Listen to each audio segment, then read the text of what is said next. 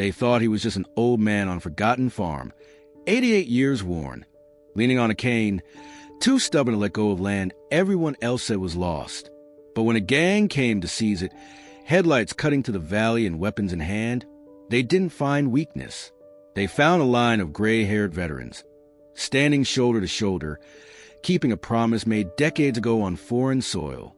What happens when men who've already fought for their lives are forced to defend home one last time?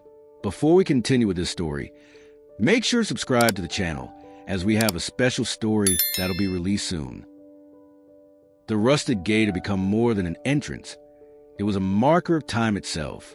Its hinges groaned with a voice older than memory, echoing across the valley each morning when Henry Walker pushed it open with steady hands.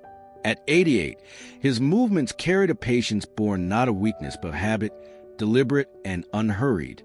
The farm stretched beyond him in long rows of earth, fields that fed both animals and people, though now fewer crops grew than in his younger years.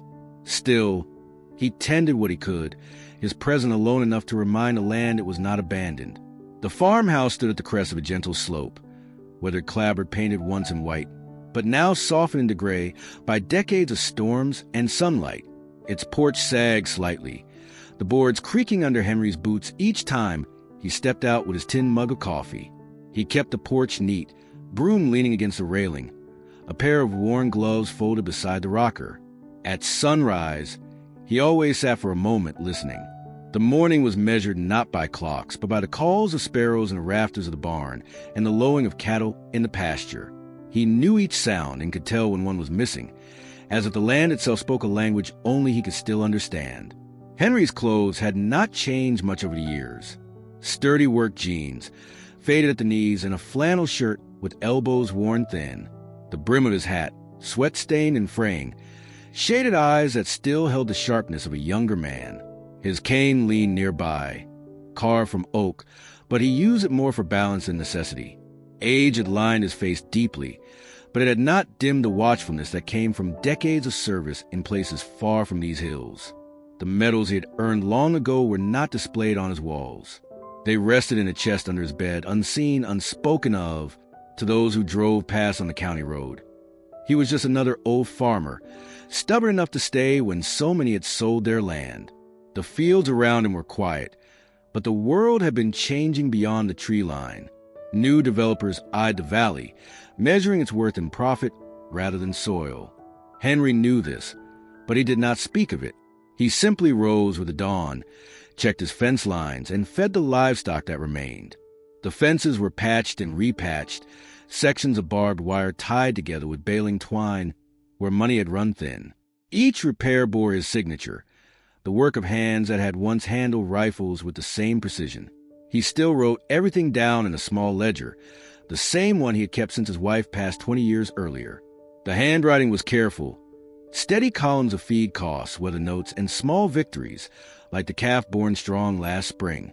Inside the farmhouse, photographs lined the mantel above the coal fireplace. His wife's smile captured in black and white, his children in younger days, grandchildren scattered across states too far to visit often. The largest frame held a group of men in uniform, their youth frozen in a time of dust and war. He touched that frame every evening before bed, a quiet roll call of faces long gone. Those men had been more than friends. They had been his brothers, their bond tempered by fire. He never expected to see them again, not after the years stretched and life pulled them apart. Henry Walker carried himself with the quiet dignity of someone who had already endured enough battles, yet he still rose each morning as if called to duty.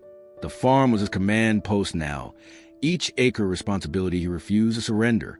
Neighbors in town often wondered why he stayed, why he worked the soil alone when Sella would bring comfort and rest. He never explained. To Henry, the land was not just property. It was memory, promise, and legacy bound together in every furrow of earth. He had defended far-off places for strangers. Now he guarded this patch of Vermont for himself and for the ones who could no longer stand beside him. The rusted gate closed behind him with his familiar groan as he finished his morning rounds. The sun had risen fully now, spilling gold across the valley and painting the old barn with warmth that belied its sagging roof. Henry paused, leaning on his cane, surveying the land the way a commander surveys a battlefield. Every fence post, every tree line, every path was known to him, and he measured them not in acres but in stories, though the years had weighed heavy on his body. The farm remained his purpose, and as long as he could walk its fields, he would not let go. Henry woke before the sun, the way he had for decades. The silence of the farmhouse was broken only by the ticking of a clock in the kitchen, a sound that seemed louder in the stillness. He swung his legs over the side of the bed, joints protesting but not stopping him, and sat for a moment to steady himself. The room carried the scent of old wood and wool blankets, familiar and unchanged since his wife's passing 20 years ago. He dressed as he always had. Flannel shirt buttoned to collar, work jeans pulled snug, boots laced slow but firm. The morning was not something to rush. It was something to respect. Downstairs, the small kitchen waited with the order of a man who lived alone, yet clung to routine as if it were company. The percolator sat on the stove, ready from the night before. He filled it with water from the pump, spooned in the grounds, and set the flame low. While the coffee bubbled and hissed, he opened the ledger on the table, its pages lined with decades of handwriting. Each entry had the same neatness, as if the order of his pen could hold together the disorder of time. He noted the weather: clear sky, cool air, frost along the fence posts. Then he wrote down the feed levels, the number of bales left in the loft, and the cost of fuel from last week's trip into town. The ledger was not only a record of the farm, it was a record of him. Each page told the story of what he had done with his days, whether planting, mending, or waiting out storms. He had written through war, through marriage, through raising children who had grown and gone. The farm and the book remained, steady as a ticking clock. He paused to sip from the first steaming cup, black and strong, and stared out the small kitchen window as dawn crept across the horizon.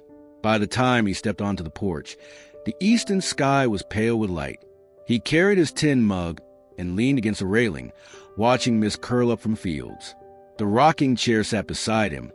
It was worn smooth, but he rarely used it before the day's work began. From this vantage, he could see the bar at the base of the hill, fences stretching like scars across the land, and the line of maples that marked the property's edge. A dog barked in the distance from a neighbor's place, but otherwise the valley belonged only to him and the sparrows that darted from the barn roof. The coffee drained.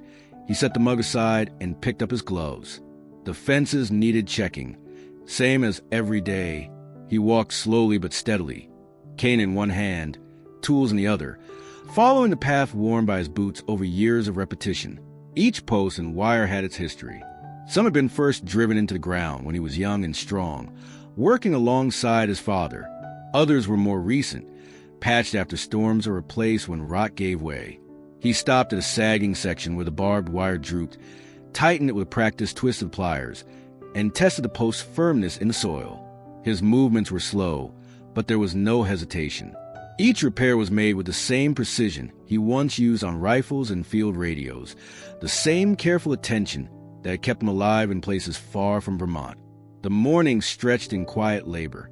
He mended another break near the pasture, his breath clouding the cool air, then continued along the line to the far corner, where a gate hung crooked. He adjusted its hinge, leaning his weight into metal until it swung true again. By the time the sun was fully above the hills, he had walked the perimeter, every post touched, every flaw noted. There was satisfaction in this, not because the work was finished. It never was, but because the land had once again been cared for. He returned to the porch and sat at last in the rocker, gloves folded neatly beside him. The second cup of coffee was cooler, but no less welcome. He wrote another short note in the ledger before noon, marking the repairs, the number of nails used, the time it had taken. To anyone else, these details might seem small, but to Henry, they were proof that the farm endured one entry at a time. The day would hold more tasks, but the morning routine was complete. And in that ritual he found the same quiet order that had guided his entire life. The first time Henry noticed it, he thought little of it. A car, too new and too polished for these back roads, slowed as it passed his farm and lingered at the rusty gate longer than made sense. He was in the field that morning, patching a weak spot in the fence where frost had shifted the soil. The sound of tires crunching gravel drew his eyes to the road. The driver didn't wave. He simply stared to the windshield before rolling on, dust trailing behind him. Henry stood still until the car disappeared over the rise, then returned to his work, though his hands moved slower and his eyes kept drifting back toward the road. 2 days later, it happened again.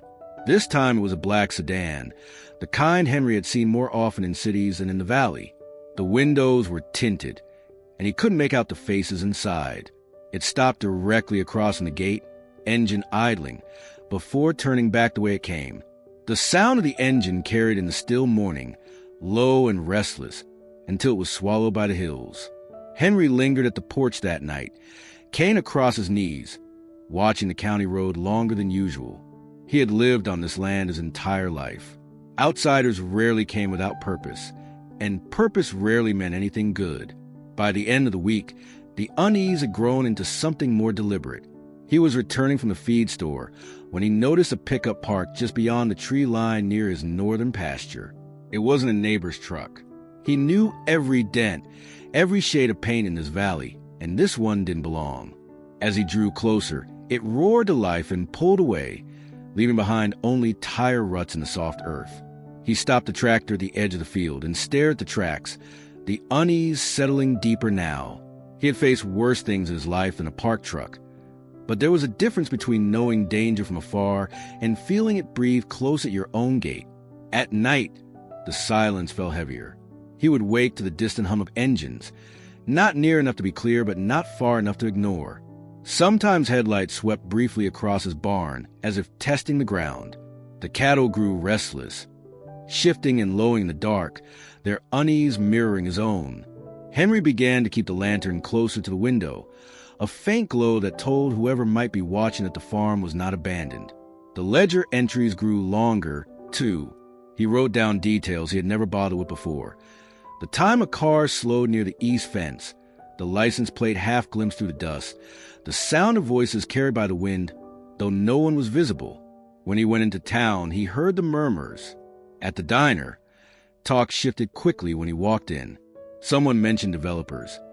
Others muttered about boys from out of town looking to make a quick claim on cheap land. He paid for his coffee and left without comment, but the word stayed with him.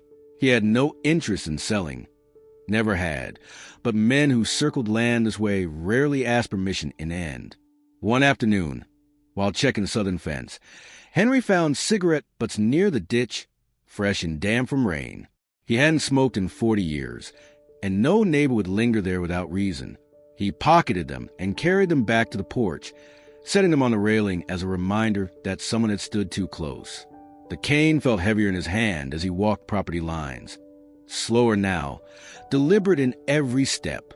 By the time October frost hardened the soil, Henry knew the pattern was no accident. Cars idled not once but often. Strangers lingered not in passing but with intent. They never came to the door, never spoke a word, but their presence was clear. The warning signs were written in tire tracks, in broken silence, in the unease of animals and the tightening in his chest when dusk settled over the valley. He had spent a lifetime recognizing threats before they arrived, and the land was telling him in its own quiet way that something was coming. The drive into town was one Henry had made for most of his life, a winding stretch of county road that cut through fields gone quiet with the season and maples losing their last leaves. His old truck rattled with every mile, the bed carrying 2 empty feed sacks he would refill before returning home. The heater no longer worked, so he kept the window cracked just enough to clear the fog from the glass. He drove slowly, not from fear of accidents, but from habit, the kind of pace that allowed him to note every change in the land around him. A new sign on a neighbor's gate, a missing fence post, a field left unplowed. He recorded it all in silence. Town was only 12 miles from the farm, but it might as well have been a different world. The sidewalks were busy, the diner spilling with voices, the gas station canopy bright against the gray sky. He parked outside the feed store, easing the truck into the same space he always chose, close enough to the door so he would not have to carry the heavy bags far. Inside, the bell above the entrance gave its sharp ring, announcing him as it always did. The smell of grain, leather, and machine oil filled the narrow aisles. Mr. Keller, who had run the store for 40 years, stood behind the counter sorting invoices. He looked up, nodded once, and said, "Morning, Henry," with the same easy tone he had used since they were boys. Henry gave a brief nod in return and walked the aisle slowly, selecting salt blocks, seed, and the feed sacks he needed. The routine should have been uneventful, but he felt the change almost immediately. Two men near the back lowered their voices when he passed. Another, bent over a bin of nails, glanced at him too quickly before turning away. He heard the word before he saw the faces. Development. It drifted in the air between aisles, spoken with the caution of gossip, but loud enough to reach him. He paused at the shelf of fencing staples, pretending to read the labels, while the voices carried on. "Prime land," one man muttered. "Flat near the main road. Could fit a dozen houses easy." Another replied, "Old walk'll never sell. Stubborn as a stone." A laugh followed. "Then someone'll make him." Henry's jaw tightened, but he kept his back straight and continued down the aisle. He had no taste for eavesdropping, yet the words pressing around him whether he wanted them or not. By the time he reached the counter, Keller had noticed. The older man slid the ledger across for Henry to sign and said quietly, "Don't pay them any mind. Folks talk too much when they smell money." Henry scrawled his name carefully, the letters steady despite the tension in his chest. "What kind of money?" he asked, his voice low but firm. Keller hesitated, then leaned closer. "Developers from downstate have been circling. They've been talking about the valley for months. Your place, the Carter place, maybe even the old Miller farm. They want to put in roads, cul-de-sacs, houses. Folks are saying it's the start of something big." He lifted the feed sacks one by one into the truck bed, his movement slower than usual. The men who had spoken inside now loitered by the corner of the hardware store, cigarettes in hand, watching as he worked. They did not speak, but their stares said enough. Henry tightened the ropes over the sacks and closed the tailgate with a firm clang, the sound echoing down the street. Before heading home, he stopped at the diner for coffee. The waitress, young and distracted, filled his cup without asking. At the counter, the talk was the same. "Heard someone's making offers." One man said, "Cash, quick closings. Don't matter if the houses are falling apart. They'll level them anyway." Another voice chimed in, "Old Walker's place? That land alone is worth a fortune." Henry finished the coffee in silence, left money on the counter, and stepped back into the cold. The whispers followed him even as he climbed into the truck, the words "prime land" repeating like an echo he could not shake. On the drive home, he looked at the hills differently. The maples, the fences, the open stretch of pasture. All of it seemed suddenly fragile, as though men with papers and promises could erase generations with a single stroke. By the time he reached the rusted gate, the unease had hardened into something sharper. He parked the truck and unloaded the feed, setting the sacks in the barn one by one. The cattle stirred, sensing his mood, shifting in their stalls. He placed a hand on the nearest animal's flank, steadying himself. This land was more than lines on a map. It was his father's sweat, his wife's laughter, his children's first steps. No talk in town, no developer's scheme would ever make it otherwise. But as the evening light stretched across the valley, Henry knew the whispers would not stay whispers for long. It was late afternoon when the first direct test came. Henry had been in the barn, stacking hay bales with slow precision, when the sound of engines broke through the stillness.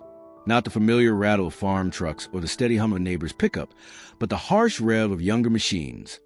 Louder, sharper, meant to announce themselves rather than arrive quietly. He set the bale down and wiped his hands on his jeans, listening as gravel crunched under tires near the gate. Through the open barn door, he could see two vehicles parked crooked across the entrance, a black SUV and a faded muscle car, both out of place on a county road that usually saw little more than tractors and delivery vans. 3 men climbed out first, then another 2 from the second car. They carried themselves with the restless confidence of those who believed no one would stop them. Their jackets bore patches, not of work, but of allegiance, crude symbols stitched into leather.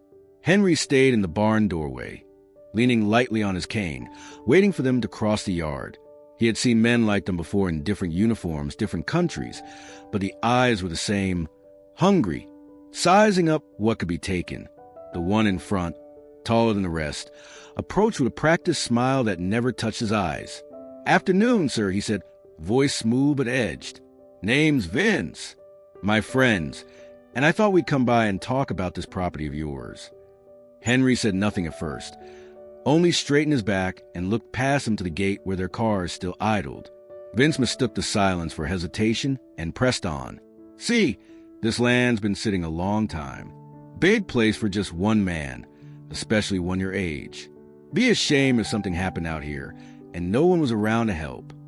The others chuckled quietly, shifting their weight, hands stuffed in pockets but restless. Henry studied them the way he used to study maps before patrols, noting posture, spacing, the smallest flickers of movement. Finally, he answered, his voice steady but low. "This land's mine. Been in my family near a century. Not for sale." Vince tilted his head, smile widening as though amused. "Everyone's got a price, old-timer. And I'm here to make sure you hear ours before someone else comes along less polite. My partners represent folks willing to pay cash. Fast. No banks, no questions. You walk away richer than you've ever been, and we all go our separate ways." Henry let the words hang between them. He thought of the ledger in his kitchen, the neat lines of figures that never quite balanced, the feed bills that stacked higher each month. Cash would solve those numbers easily. But then he looked past the men at the field stretching into the distance, the barn he had built with his father's hands, the house where every board carried memory. No money could buy that. "Not interested," he said, firmer now. The smile faded from Vince's face, replaced by a flat stare. One of the younger men behind him muttered something about wasted time. Another spat into the dirt, scuffing it with his boot as though marking territory. Vince raised a hand slightly, keeping them back, but his tone shifted. "Think about it. You don't want trouble out here all alone. Places like this burn down, fences break, animals wander. Costs more to fix than it's worth. We're giving you an out." Henry's grip on the cane tightened, though his voice remained calm. "This farm stood longer than any of you have been alive. It'll keep standing after you're gone." The men exchanged glances, irritation clear in their shifting feet and tightened jaws. Vince chuckled once, but there was no humor in it. "Stubborn," he said, stepping back. "We'll be in touch, Mr. Walker. Don't wait too long to come to your senses." With that, he turned, motioning to the others. They climbed back into their cars, engines roaring louder than before, and tore down the road in a spray of gravel. Henry stood in the yard long after the dust settled, the echo of their engines fading into the hills. The farm was quiet again, but the silence felt different now. It was no longer the peace of solitude, but the pause before another storm. He turned back to the barn, slower this time, knowing the line had been drawn. The offer had not been an offer at all. It was a warning, and warnings, he knew, were only the beginning. The next morning, Henry rose as he always did, before the sun lifted over the ridgeline. The house was quiet, the clock ticking its steady rhythm, the floorboards cool beneath his feet. He went through the motions. Coffee boiling on the stove, ledger open to a fresh page, notes about the frost, the feed, and the fence line written with steady hand. Yet there was something in the silence he had not felt before. It wasn't the usual calm of the farm's solitude. It was weight, pressing in from the night before, when the stranger's engines had finally faded into the distance. Their words lingered as if the dust they kicked up still hung in the air. He carried his coffee to the porch and sat with his cane across his knees, staring at the gate. The metal bars were streaked with rust, leaning slightly where the posts had shifted over the years, but they had never seemed fragile until now. He thought of Vince's smooth voice, the false smile that couldn't hide its edge. The memory of it sat heavy, not because Henry believed their threats, but because he recognized the type. He had heard similar tones in jungles and deserts, men who came offering deals, choices that weren't choices at all. Always the same pattern. Pretend politeness, implied danger, and the expectation that fear would do the rest. When the sun broke the horizon, he set the mug aside and walked the fence line. His movements were as measured as always, but his eyes scanned more than the posts and wires. He looked for fresh tire marks in the ditches, cigarette butts left in the grass, anything that might show they had returned during the night. At the far corner of the pasture, he found nothing but frost glittering on a wire and a rabbit darting through the brush. Still, the unease stayed with him, a companion that walked each step beside him. Later that day, he hitched the old tractor and began clearing the lower field. The machine coughed and groaned as he worked the soil, the steady thrum filling the valley. But every time he turned the edge of the field, his eyes lifted to the road, watching for glint of metal or the rise of dust. Twice he thought he saw it, once near the maples at the bend, once by the far ditch, but each time was gone before he could be certain. By evening, he returned to the porch with his ledger and wrote more than just numbers. He added a short note about the men, about their offer, about their warning. The handwriting was steady, but the words themselves carried a weight unlike the usual feed counts and weather reports. It was a record, not for him but for whoever might one day need to know what had begun here. As night fell, he lit the lanterns in the kitchen and left one burning near the window, a faint glow that could be seen from a road. It was a message as much as a light. He was here, awake, watching.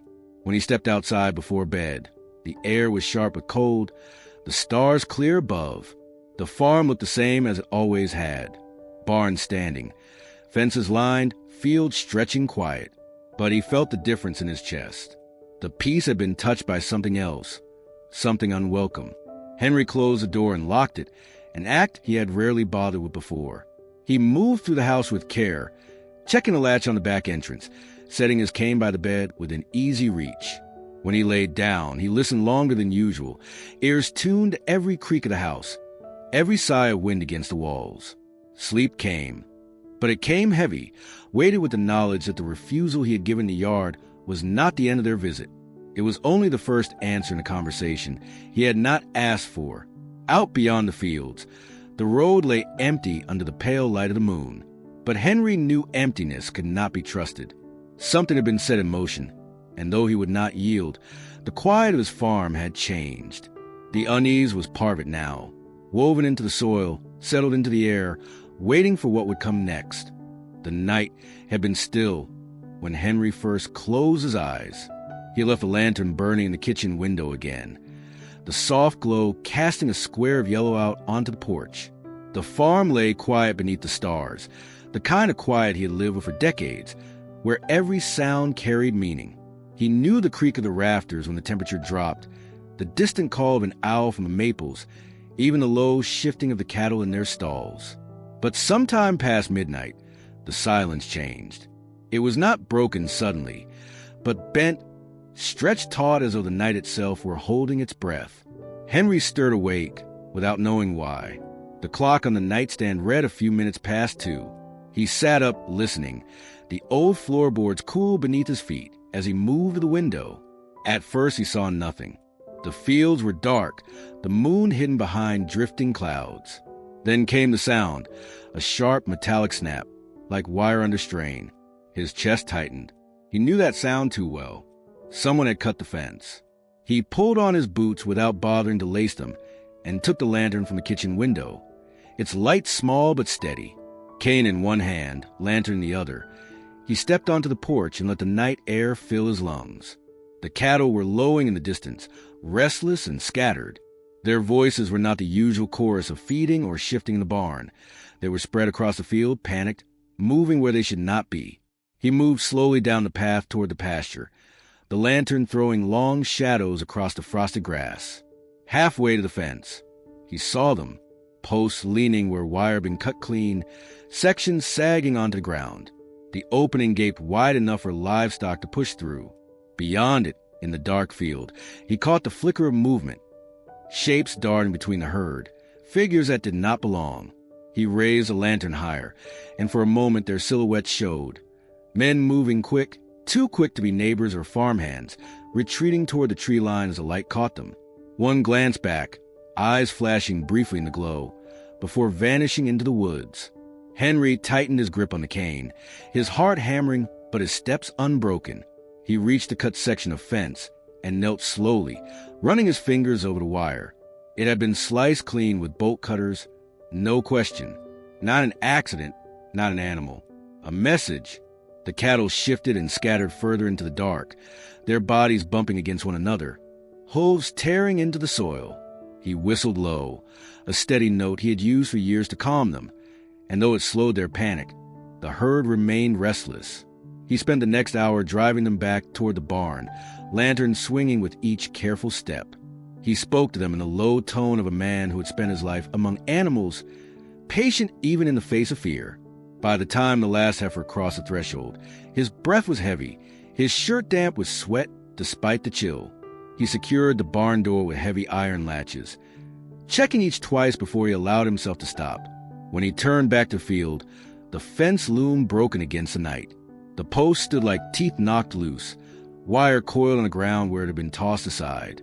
He raised the lantern again, scanning the tree line, but the intruders were gone. Only the wind moved there now, whispering through bare branches. He stayed a while longer, listening, until even the cattle settled again into uneasy silence. At dawn, he walked the length of the damage. The cut was precise, deliberate. They had chosen the spot carefully, away from the road, where no passing car would see. He found boot prints pressed into the soil, larger and deeper than his own, leading away from the fence toward the woods. He marked their direction in his mind and followed them a short distance before they vanished into harder ground. Back at the porch, he set the lantern down and sat heavily in the rocker. The unease that had hung over the farm since the first visit had now taken shape. They were not only watching, they were probing, testing the edges, looking for weakness. The cattle had been pawns in their game, the fence a warning. Henry knew then that the time of waiting had passed. The shadows at night were no longer imagined. They were real, and they had stepped onto his land. The morning after the fence was cut, Henry lingered longer than usual in the farmhouse. The cattle had settled, restless but contained, and the broken section of wire stood patched with temporary repairs. He knew it would hold for now, but the quiet of the house drew him back inside sooner than usual. He set his cane against the wall and lowered himself into the chair near the cold fireplace, the ledger still open on the table beside him. His pen rested across the page where he had written notes in careful script. Fence cut deliberately. Trespassers visible. Herd scattered. Beneath the words, his hand had paused before adding a final line. This is only the beginning. The house smelled faintly with smoke and old fabric. Scents that had lived in the walls longer than most people in town had been alive. His eyes moved, as they always did, to the mantel. Frames lined its length, each one a fragment of life that had passed through this place. His wife's portrait rested at the center, black and white, her smile steady even in youth. To the right were his children, frozen in their school clothes, a moment long before they had drifted into lives of their own. But it was the far end of the mantel that held his attention now, the photographs from another world, another life. There were 6 frames there, each one worn, edges scuffed from years of dusting. They showed men in uniform, young, shoulders square, eyes direct. The desert sun glared in some, jungle shadows in others, but always the same expressions. Determination, exhaustion, and the strange, quiet bond that only comes from standing shoulder to shoulder when the ground trembles beneath you. Henry lifted one frame from his place, the glass cool against his hand. It was a group shot taken on the tarmac before a transport plane.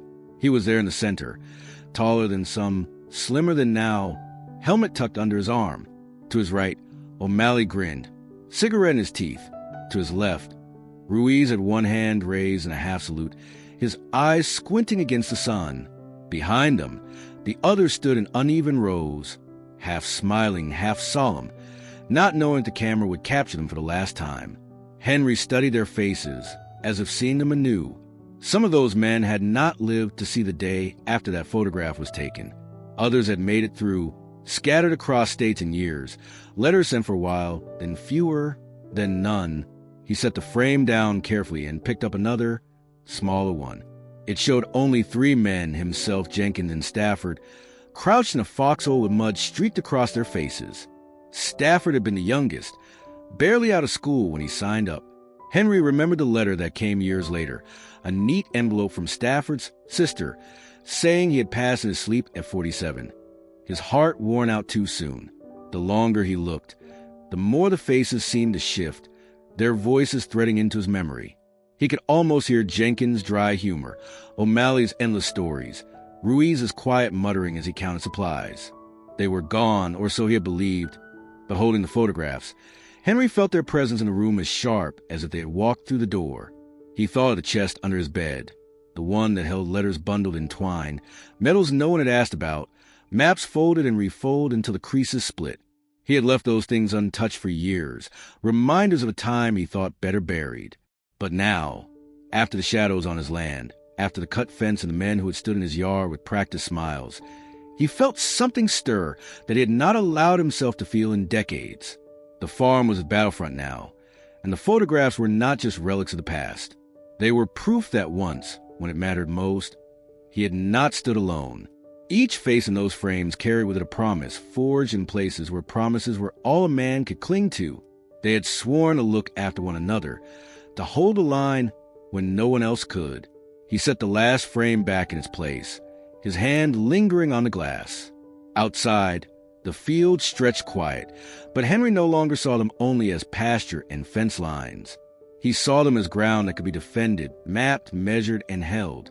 He leaned back in the chair, the photographs catching the morning light above him, and allowed himself a thought he had not dared in years. Perhaps not all those men were gone. Perhaps, somewhere beyond the hills and towns, some of them were still alive, still watching the world with the same wary eyes, waiting for a reason to be called again. Henry drove into town the next morning with the weight of a decision heavy on him. The fence had been cut too clean to be mistaken for accident, and the trespassers had not hidden themselves well. Their shapes in the dark, the sound of wire snapping under cutters. These were things a man didn't imagine. He told himself it was time to speak to someone in authority, if not for his sake, then for the land and the animals that depended on him. The sheriff's office sat on Main Street, a low brick building with a flagpole leaning slightly in front. He parked the old truck along the curb, the engine ticking as it cooled, and walked inside with his cane tapping steadily against the worn linoleum. The receptionist, a young deputy barely out of school, glanced up from his desk and blinked as though surprised to see him. "Morning, Mr. Walker," he said politely, but his tone carried the kind of casual dismissal often given to men considered too old to matter. Henry nodded and asked to see Sheriff Dwyer. The boy disappeared through a side door, and after a few minutes, Dwyer himself emerged, adjusting his belt and giving Henry a half-smile. "What brings you in, Henry?" the sheriff asked, guiding him into a small office. The room smelled faintly of coffee gone cold. Stacks of paperwork spread across the desk. Dwyer settled behind it, while Henry remained standing, leaning lightly on his cane. "I had trespassers on my land last night," Henry said plainly. "Fence was cut, cattle scattered. Saw at least 2 men, maybe more, heading into the trees when I came out with a lantern." Dwyer leaned back in his chair, fingers laced across his stomach. "You sure it wasn't animals? Coyotes have been bold this season." Henry's eyes hardened. "Coyotes don't use bolt cutters." Wire was sliced clean, posts still standing. Prints in the soil, too heavy to be mine. The sheriff sighed, as though the matter were already more trouble than it deserved. "Look, Henry, I'll make a note. We'll have a cruiser drive by once in a while. But you know how it is, budget's tight, and we can't be out chasing every story of shadows in the night.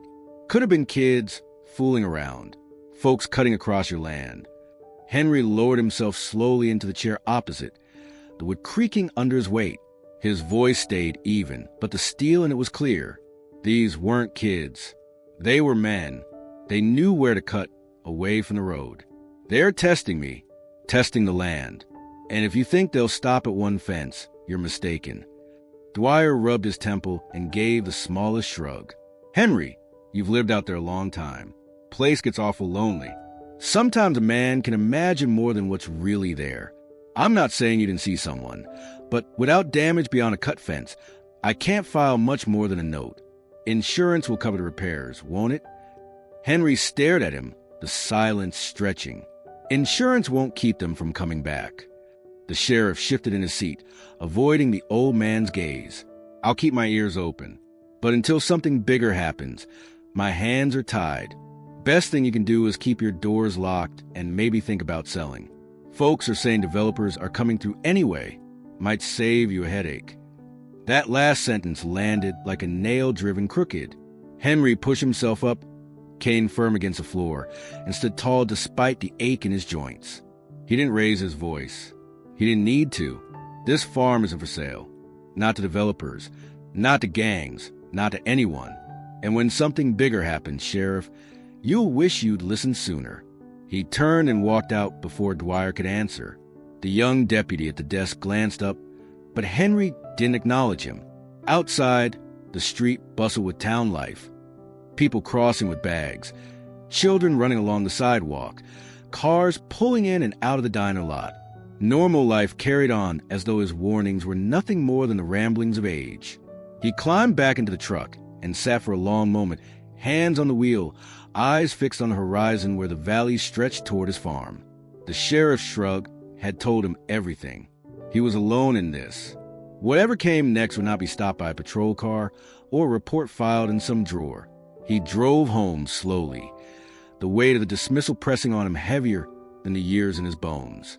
As the farm came into view and the rusted gate swung open with its familiar groan, Henry knew with certainty that the defense's land would rest with him, and perhaps, if fate allowed, with the men whose faces still stared out from the old photographs on his mantel. The morning broke gray and damp, the kind of chill that clung to the air and settled deep into the joints. Henry walked the yard slowly, Kane pressing into the frost-slick ground, the cattle shifting uneasily in the pasture. Their restlessness was what drew his eyes first toward the barn. Something was off in the way they clustered, heads turned, bodies leaning toward the structure as if they too sensed what had changed. The door hung crooked on its hinges, the padlock gone. Henry stopped in his tracks, the breath catching in his chest. He had locked it the night before, the iron latch set firm, the chain looped tight. Now the chain lay twisted in the dirt, bent at an angle no human hand could manage without force. He approached slowly, lantern still in hand from his early rounds, the glow revealing splintered where a hasp had been torn free. The smell of oil and dust wafted out, familiar yet now edged with something raw, the scent of intrusion. Inside, the air was colder than usual, heavy with absence. His tools had always hung in neat rows, each one in its place, labeled not with words but with the memory of decades. He had known where to reach in the dark for a wrench, a hammer, a spade. Now gaps marked the walls, hooks bare where metal should have gleamed. The heavy sledgehammer was missing, as was the crowbar, the set of fencing pliers he had inherited from his father. Even the small box of nails, always kept near the door, had been taken. The thieves hadn't just broken in. They had chosen carefully, stripping him the tools he relied on most. Henry stood still in the doorway, his lantern swaying slightly in his grip. He had known this was coming. The cut fence, the trespassers in the dark, the sheriff's shrug. This was the next step. They were sending him a message in iron and silence. He ran his hand along the scarred door, the splinters rough beneath his palm, and felt a quiet anger rise. Not the hot anger of youth, but the steady, measured kind that ran deep and cold, the kind that did not fade quickly. He stepped inside, Kane tapping on the wooden floor, and studied the stalls where hay bales were stacked. Some had been pulled down, scattered across the ground, as though someone had searched for something hidden. The thought struck him sharply. They weren't only after his tools. They had been looking. For what? He didn't know, but the barn had been ransacked with purpose. The cattle shifted again outside, their low calls echoing to the open doorway, as if urging him to act. Henry knelt slowly beside the workbench, joints aching, and picked up a small file that had been left behind. He turned it over in his hand, the familiar weight oddly comforting. They had missed it, perhaps in their hurry. He set it carefully back in place, straightening the few items that remained, an act of order in the face of chaos. Then he walked the length of the barn, taking stock of every gap, every missing piece. When he returned to the porch, he opened the ledger and wrote it all down. Barn door broken, padlock destroyed, tools missing, sledgehammer, crowbar, fencing pliers, nails, hay disturbed, evidence of search. His handwriting was as precise as ever, each word a record not for memory's sake, but as testimony. If no one else would listen, the book would. The days stretched on, but the rhythm of his routine faltered. He mended the broken latch as best he could with spare scraps of iron, but it was a patch, not a solution. Each sound carried more weight now. The crunch of tires on distant gravel, the rustle of branches beyond the field. Even the wind seemed to move differently, threading to the far with intent rather than chance. As evening fell, he sat again in the rocker, lantern burning the window, eyes fixed on a barn that no longer stood as secure as before. The land had always been steady beneath him, but tonight it felt fragile, vulnerable in a way he had not allowed himself to imagine. He thought again of the photographs on the mantel, the faces of men who had once known what it meant to defend ground against those who would take it. He wondered if the time had come to reach for more than memory, to call on the promises forged long ago. The barn door creaked in the night wind, its broken frame shifting against the latch. The sound was small, almost ordinary, but to Henry it was clear. The line had been crossed. They had stepped onto his land, not only to threaten, not only to test, but to take.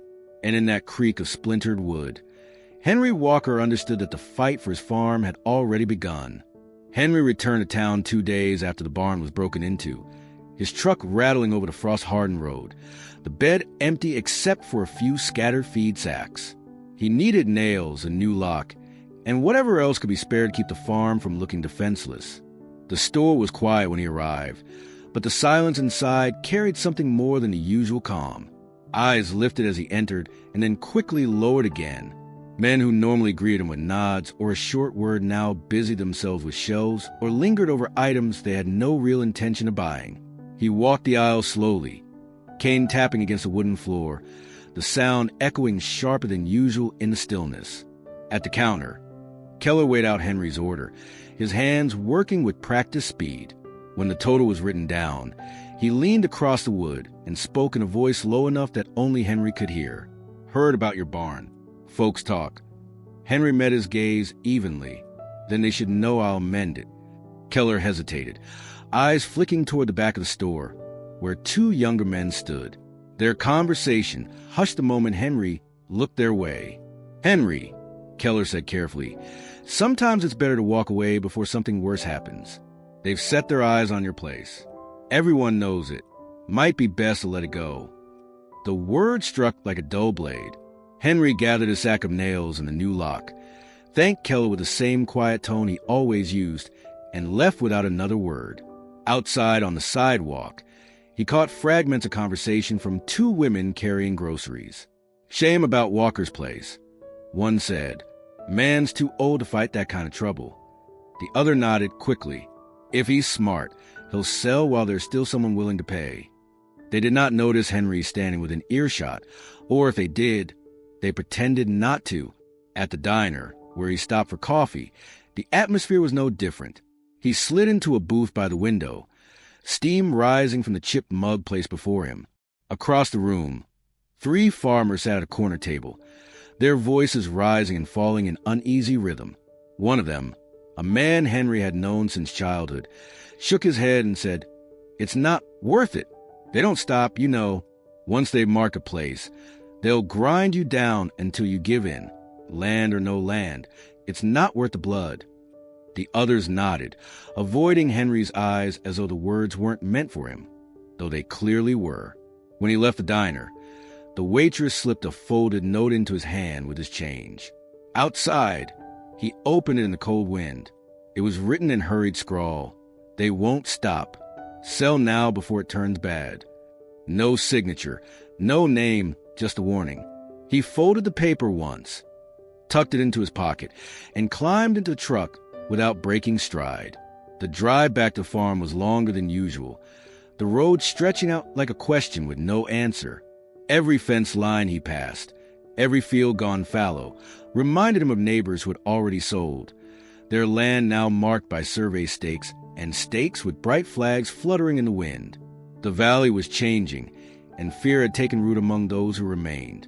They saw resistance not as strength but as folly, and Henry's refusal as the act of a man too stubborn to see the inevitable. When he reached the rusted gate, he pulled it closed behind him with a deliberate motion, the groan of the hinges echoing into the cold air. He carried the new lock and nails into the barn and set to work, the hammer ringing against the wood as dusk settled over the farm. Each strike was steady, not hurried, the sound carrying far across the fields. He knew some would call it defiance, others foolishness, but to him it was simply necessary. By the time the lanterns were lit, the farm was wrapped again in its uneasy quiet. He sat on the porch, watching the road where no cars passed, and thought of the words spoken in town. Fear had already driven his neighbors to surrender in their minds. But Henry Walker had lived too long, seen too much, to believe that giving ground was safer than holding it. He tightened the new lock on the barn with his hand one last time before heading inside, the metal cold beneath his fingers. The neighbors might fear what was coming, but Henry's resolve only deepened. If the valley was to remember one thing, it would be that this farm did not bow to whispers or warnings. The morning broke with sky the color of ash, clouds pressing low over the valley. Henry stepped out onto the porch with his coffee, the steam curling into the cold. The farm seemed quiet at first, the kind of quiet he usually found reassuring. But then he noticed the cattle. They were huddled in the far corner of the pasture, uneasy, their heads shifting toward the barnyard. He followed their gaze and felt a chill work its way through him before the wind even touched his face. The tractor, his old reliable workhorse, stood crooked near the shed, its shape scarred by what had been done to it. As he approached, cane tapping against the dirt, the details became clear. The tires had been slashed, rubber shredded into curling strips that sagged onto the frosted ground. The metal side panel had been battered with something heavy, leaving dents that buckled the paint. Across the hood, in thick black spray paint, a message screamed out, "Get out or else." The words dripped down like wounds, sharp strokes against the faded red of the machine. Henry stood still in front of it, lantern in hand, though it was full daylight. His face did not change, though inside, something cold and certain settled deeper. The tractor had been more than a machine. It was the backbone of his work, the engine that had carried him through harvest after harvest. To damage, it was not only sabotage. It was insult meant to strip him of both pride and means. He set his cane carefully against the shed and ran his hand over the letters, the paint still tacky under his fingertips. The ground around the tractor told its own story. Footprints pressed into the dirt. 3, maybe 4 men, heavier steps than his own. A trail of cigarette butts scattered near the fence line, ashes smudged into the frost. They had come at night again, bold enough to cross the yard, bold enough to stand close enough to leave their warning where he could not ignore it. He bent slowly, picking up one of the butts, and turned over his palm before dropping it into his pocket. He did not speak aloud, but his silence was weighted. He had fought men before who left threats painted on walls or shouted from across barricades. It was never the words that mattered. It was the act, the choice to step closer, to prove they could. And now they had. By mid-morning, he had hauled out the smaller plow from the shed, the one he had not used in years, its engine stubborn but still alive after coaxing. It would not replace the tractor's strength, but it would keep the work moving.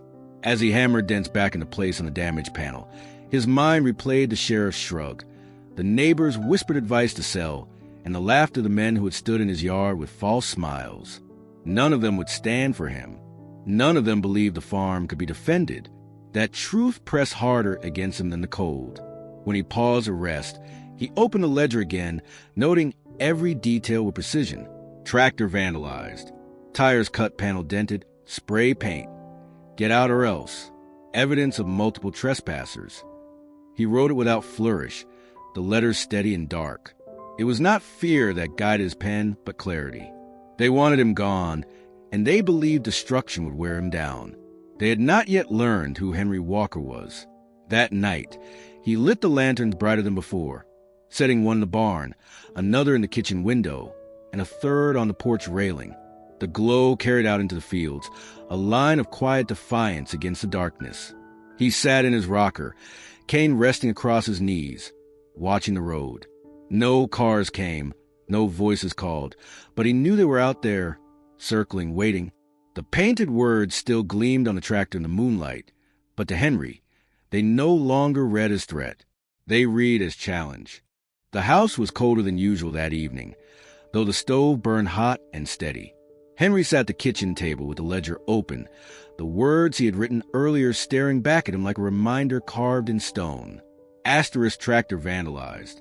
Get out or else. Asterisk, he closed the book with deliberate care and let his gaze shift toward the narrow staircase. For years, he had told himself that the past belonged behind closed doors, sealed away in places no one touched. But the barn door splintered, the fences cut, the tractor defaced. Each act had been chipping away at that belief.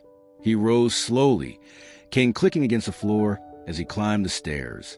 At the end of the hall, beyond his bedroom, there was a door that led to the attic. The knob was stiff, the wood swollen with decades of seasons, but it gave way under his grip. Dust swirled in the dim light as he pushed the door open and stepped inside. The air smelled of old wood, mothballs, and the faint tang of machine oil that had long since dried. Boxes lined the eaves, stacked of forgotten linens, holiday decorations, and yellow papers. But in the far corner, half covered by a moth-eaten blanket, sat the object he sought. The chest was unmistakable. Army green once, now dulled to a tired gray, its corners dented, its surface scratched with years of travel and rough handling. The metal clasps were tarnished but unbroken, and the leather handle sagged but still held strong.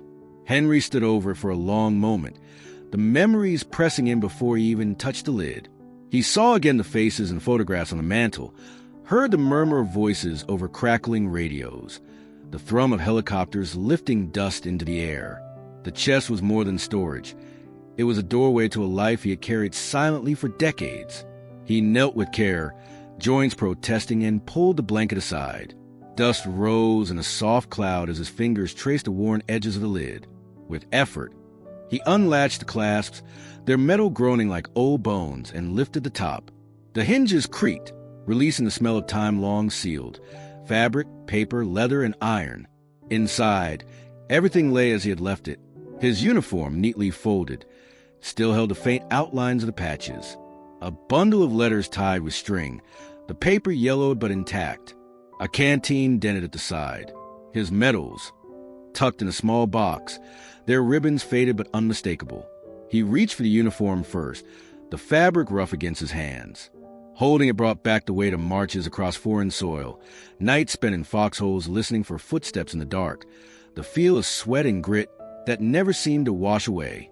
Beneath it lay the field knife he had carried, its sheath cracked but the blade still sharp when he drew it slightly from its resting place. Next came the letters. He untied the string and unfolded one. Written in O'Malley's hurried script, words of jokes and promises scrawled between missions. He smiled faintly, though the weight behind his eyes was not of humor, but of loss. At the very bottom of the chest lay a folded map, the creases nearly torn through from years of folding and unfolding. It was marked with circles, arrows, and notes in the margins, reminders of where they had been, where they had lost men, where they had held the line. Henry smoothed it out on the attic floor, lantern light spilling across it, and for a moment it felt as though he were back among those men, making plans, preparing for whatever came next. He replaced the items carefully, but not all. The knife he set aside, sliding it into his belt with motion so familiar it was as though no years had passed. The medals he left in their box, but the letters he carried with him, tucking them into his coat pocket. They were not tools of defense, but they were reminders of why he had once stood firm, and why he still could. Finally, he closed the chest, lowering the lid with quiet reverence, and fastened the clasps again. Carrying the knife at his side and the letters in his pocket, Henry descended the stairs. The house felt different with those pieces of the past now out in the open, as if the walls themselves remembered. He set the knife on the kitchen table beside the ledger and placed the letters on top, resting his hand on them for a moment. His eyes drifted to the window, where the porch lantern still glowed faintly against the night. The farm was no longer just soil and fence lines. It had become a front line, and Henry Walker, 88 years old, had just reopened the chest that proved he was no stranger to battle. Henry left the chest open on the table that night, lantern light spilling across its contents. The farm had fallen into its usual silence outside, but inside the walls of the farmhouse it felt as though the years had pulled back. The air seemed thicker with memory, heavy with the voices of men who were no longer here. He sat in his chair, cane resting against the wood, and began pulling the pieces from the chest one by one, laying them out carefully as though they were fragile relics. The small box of medals came first. The ribbons were dulled, the fabric worn, but the metal still caught the light with a faint gleam. Each one carried a story, though none of those stories had ever been told in full to anyone in town. Bronze Star, service commendations, campaign medals. Tokens of days when Henry had been young, strong, and caught in a storm of battles far away from this quiet Vermont valley. He lined them along the table, not in pride but in order, as if placing them at attention one last time. Next he unfolded the service photos, black and white shots on stiff paper, some with corners bent, others marked with the fingerprints of long handling. There he was, clean-shaven and serious, surrounded by faces that had long since blurred into memory. O'Malley, grin wide under his helmet. Ruiz, steady-eyed, standing just off his shoulder. Jenkins with his hand always half-raised in jest. Men who had been closer than brothers for a time, bound together in a world where survival depended on one another. Henry traced a finger over their outlines, feeling the distance of decades collapse into the moment. Then came the letters, bundles tied with string, the paper yellowed and brittle, dust rising as he lifted them. Some were official, typed on government stationery, but most were handwritten in hurried scrawl. He untied one bundle and unfolded the top letter. The ink had faded, but the words still spoke clearly enough. Walker, if you ever find yourself back in Vermont, don't forget the promise we made under that broken bridge. We said we'd look after each other, no matter how far the years pulled us apart. Signed simply, Ruiz. Another letter carried O'Malley's hand, full of jokes about the food, complaints about the heat, then slipping into talk of wives, children, and what they would do if they made a home. A different bundle held Christmas cards, birthday notes, and even a few photographs of families he had never met in person. Children grinning in front of Christmas trees, wives smiling beside gardens, lives built far from the places where the letters had first begun. Henry read them one after another, his thumb leaving faint smudges of dust on the pages. And with each one the room seemed fuller. He could almost hear them, voices overlapping, laughter cutting through exhaustion, promises spoken quietly in the dark. At the bottom of the stack lay a letter he had not touched in years. The envelope was creased, its flap nearly torn loose. He opened it with care. Inside was a page with only a few lines written in strong, deliberate script. Henry will always be one call away. Numbers change, men scatter, but if the time ever comes, use this. Beneath the words, a phone number had been scrawled. No name attached, but Henry knew whose hand it was. Stafford, the quietest among them, the one who had spoken least but meant everything he said. Henry folded the letter back and set it atop the others, his hand resting on it as though to steady the weight of all those years. The medals, the photos, the letters. They were not just relics. They were proof that it belonged to something larger, something that had once carried him through nights darker than this. The vandals who had cut his fences, broken his barn, and scarred his tractor believed him alone, an old man too stubborn to let go. But as Henry sat there with the chest open before him, dust still settling from the letters, he knew better. The past was not gone. It lived in these pages, in these names, in the voices that still lingered. And somewhere, scattered across towns and states, those who had signed their words in ink might still be waiting one call away. Henry kept the letter with the phone number on the table, weighted down by the box of medals so it would not drift in the draft that came through the window frame. The ink, though faded, pulled at him like a voice half heard. He sat in silence for a long while, staring at it, until his mind carried him back to places he had not allowed himself to revisit in years. The kitchen walls seemed to fade, and the warmth of the stove was replaced by the dry heat of a foreign sun, the air thick with dust and the metallic taste of sand on the tongue.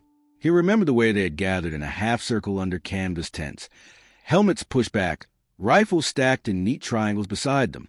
They had talked quietly, voices carrying just above the hum of generators, the kind of talk men used to keep the weight of silence from pressing too hard. O'Malley always started with a joke, one that drew groans more than laughter, but it was enough to cut the tension. Jenkins would chime in, sarcastic but sharp, and Ruiz, steady as ever, would listen more than speak. Stafford was the youngest, sitting cross-legged with a notebook on his knee, scribbling thoughts he rarely shared. And Henry, then younger, stronger, but already carrying a habit of listening more than talking, had sat among them as though they were family. He recalled the smell of coffee boiled in battered tin cups, passed around even when it was bitter as dirt. The laughter, rough and short-lived, would fade into stories of home. They spoke of farms in Ohio, a barbershop in Texas, a small fishing town in Maine. Each story planted roots that stretched far from the dust and noise of where they were. They promised one another that when they got out, they would not drift too far apart. They promised that distance and time would never be enough to erase what they had shared in those days when death could come in the space of a heartbeat. The memories shifted, as memories do, to a night when the air had been split by gunfire and the ground shook under mortar fire.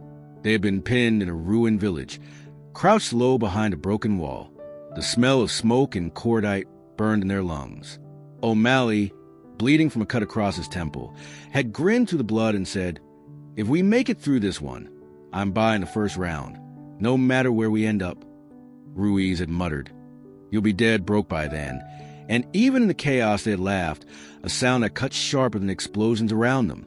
In that same moment, Stafford, voice steady despite the fear in his eyes, had spoken words Henry never forgot.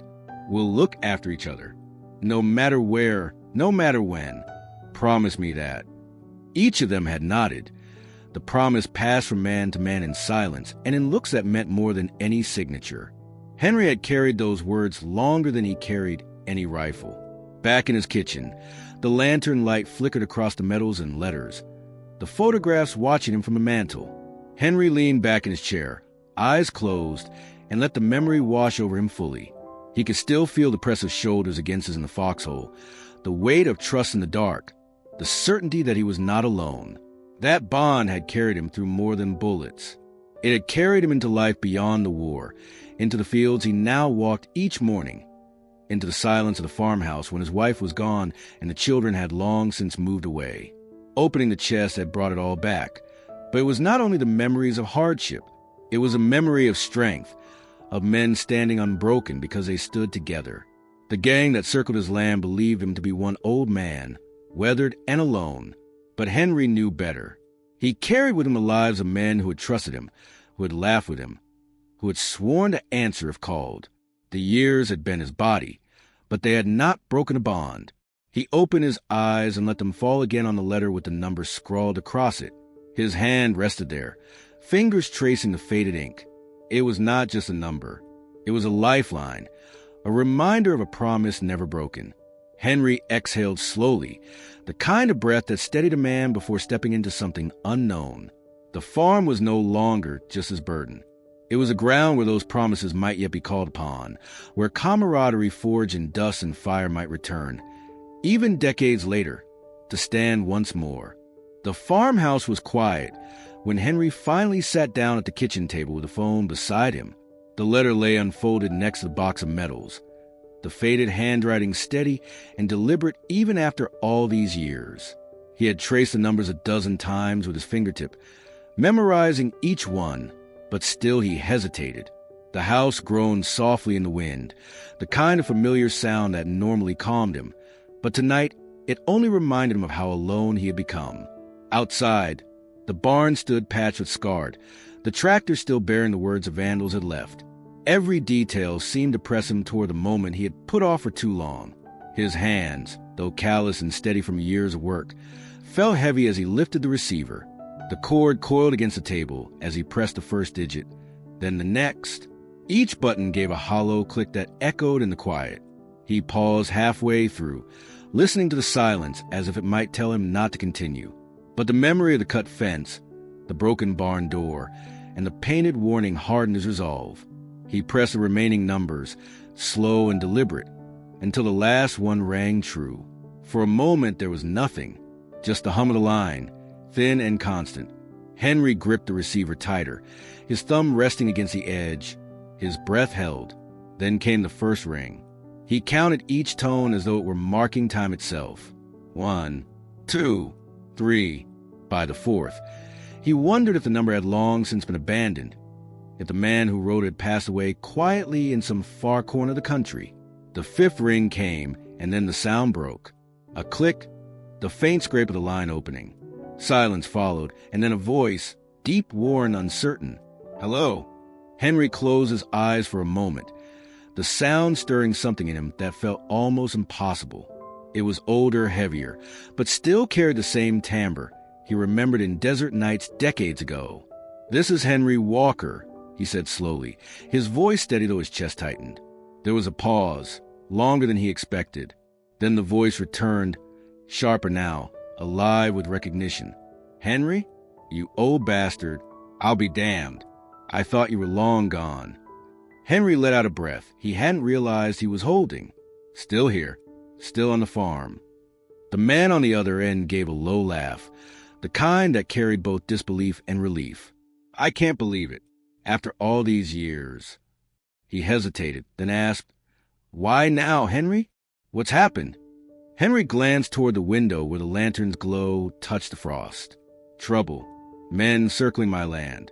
Threats. They think I'll fold." He let the words hang for a moment before adding, "I remembered what Stafford wrote, that you'd always be one call away." There was silence on the other end, but it was not the silence of doubt. It was the silence of a man weighing something heavy. Then the voice returned, steady as stone. "Where are you, Henry? Vermont still?" "Yes," Henry replied. "Same farm, same gate." The man's answer came without hesitation. "Then you're not standing alone." "Not now. You made the call. That means we're coming." Henry felt the weight in his chest shift, not gone but lighter, as if the air itself had opened. He nodded though no one could see. Didn't know if anyone would answer. "Answer?" the man said with a short laugh. "Henry, we've been waiting for this call longer than you realize." The line stayed open a while longer, the two men speaking little. Their words measured but filled with something deeper than explanation. When Henry finally set the receiver back in its cradle, the house no longer felt empty.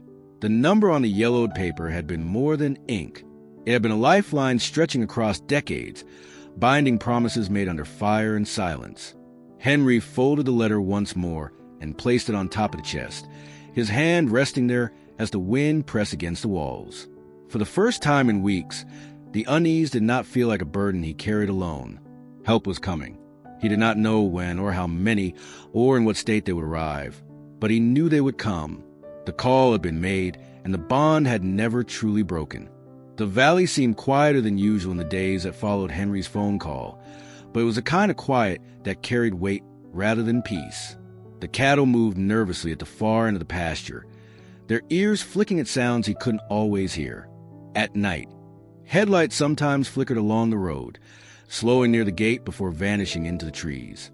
Henry took to sitting on the porch longer, lantern glowing at his side, cane across his knees, the chest of letters never far from reach. He knew something was coming. The stillness felt too deliberate, as though the men circling his land had pulled back only to ready themselves for another strike. In town, whispers thickened. At the diner, men spoke low over their coffee, their voices carrying enough for him to catch fragments. "They're getting bold," one said.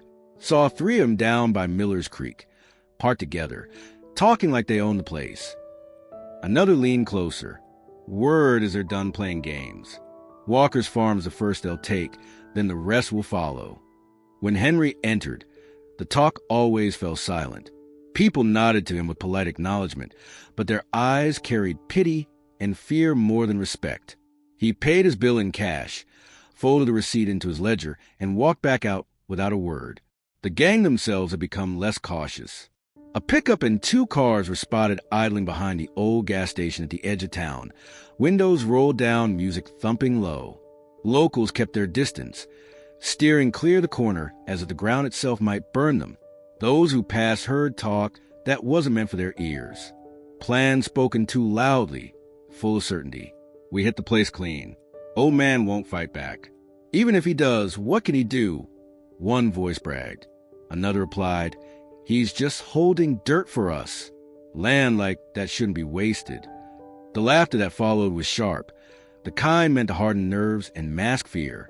By late afternoon, the vehicles began appearing more frequently on the road near Henry's property.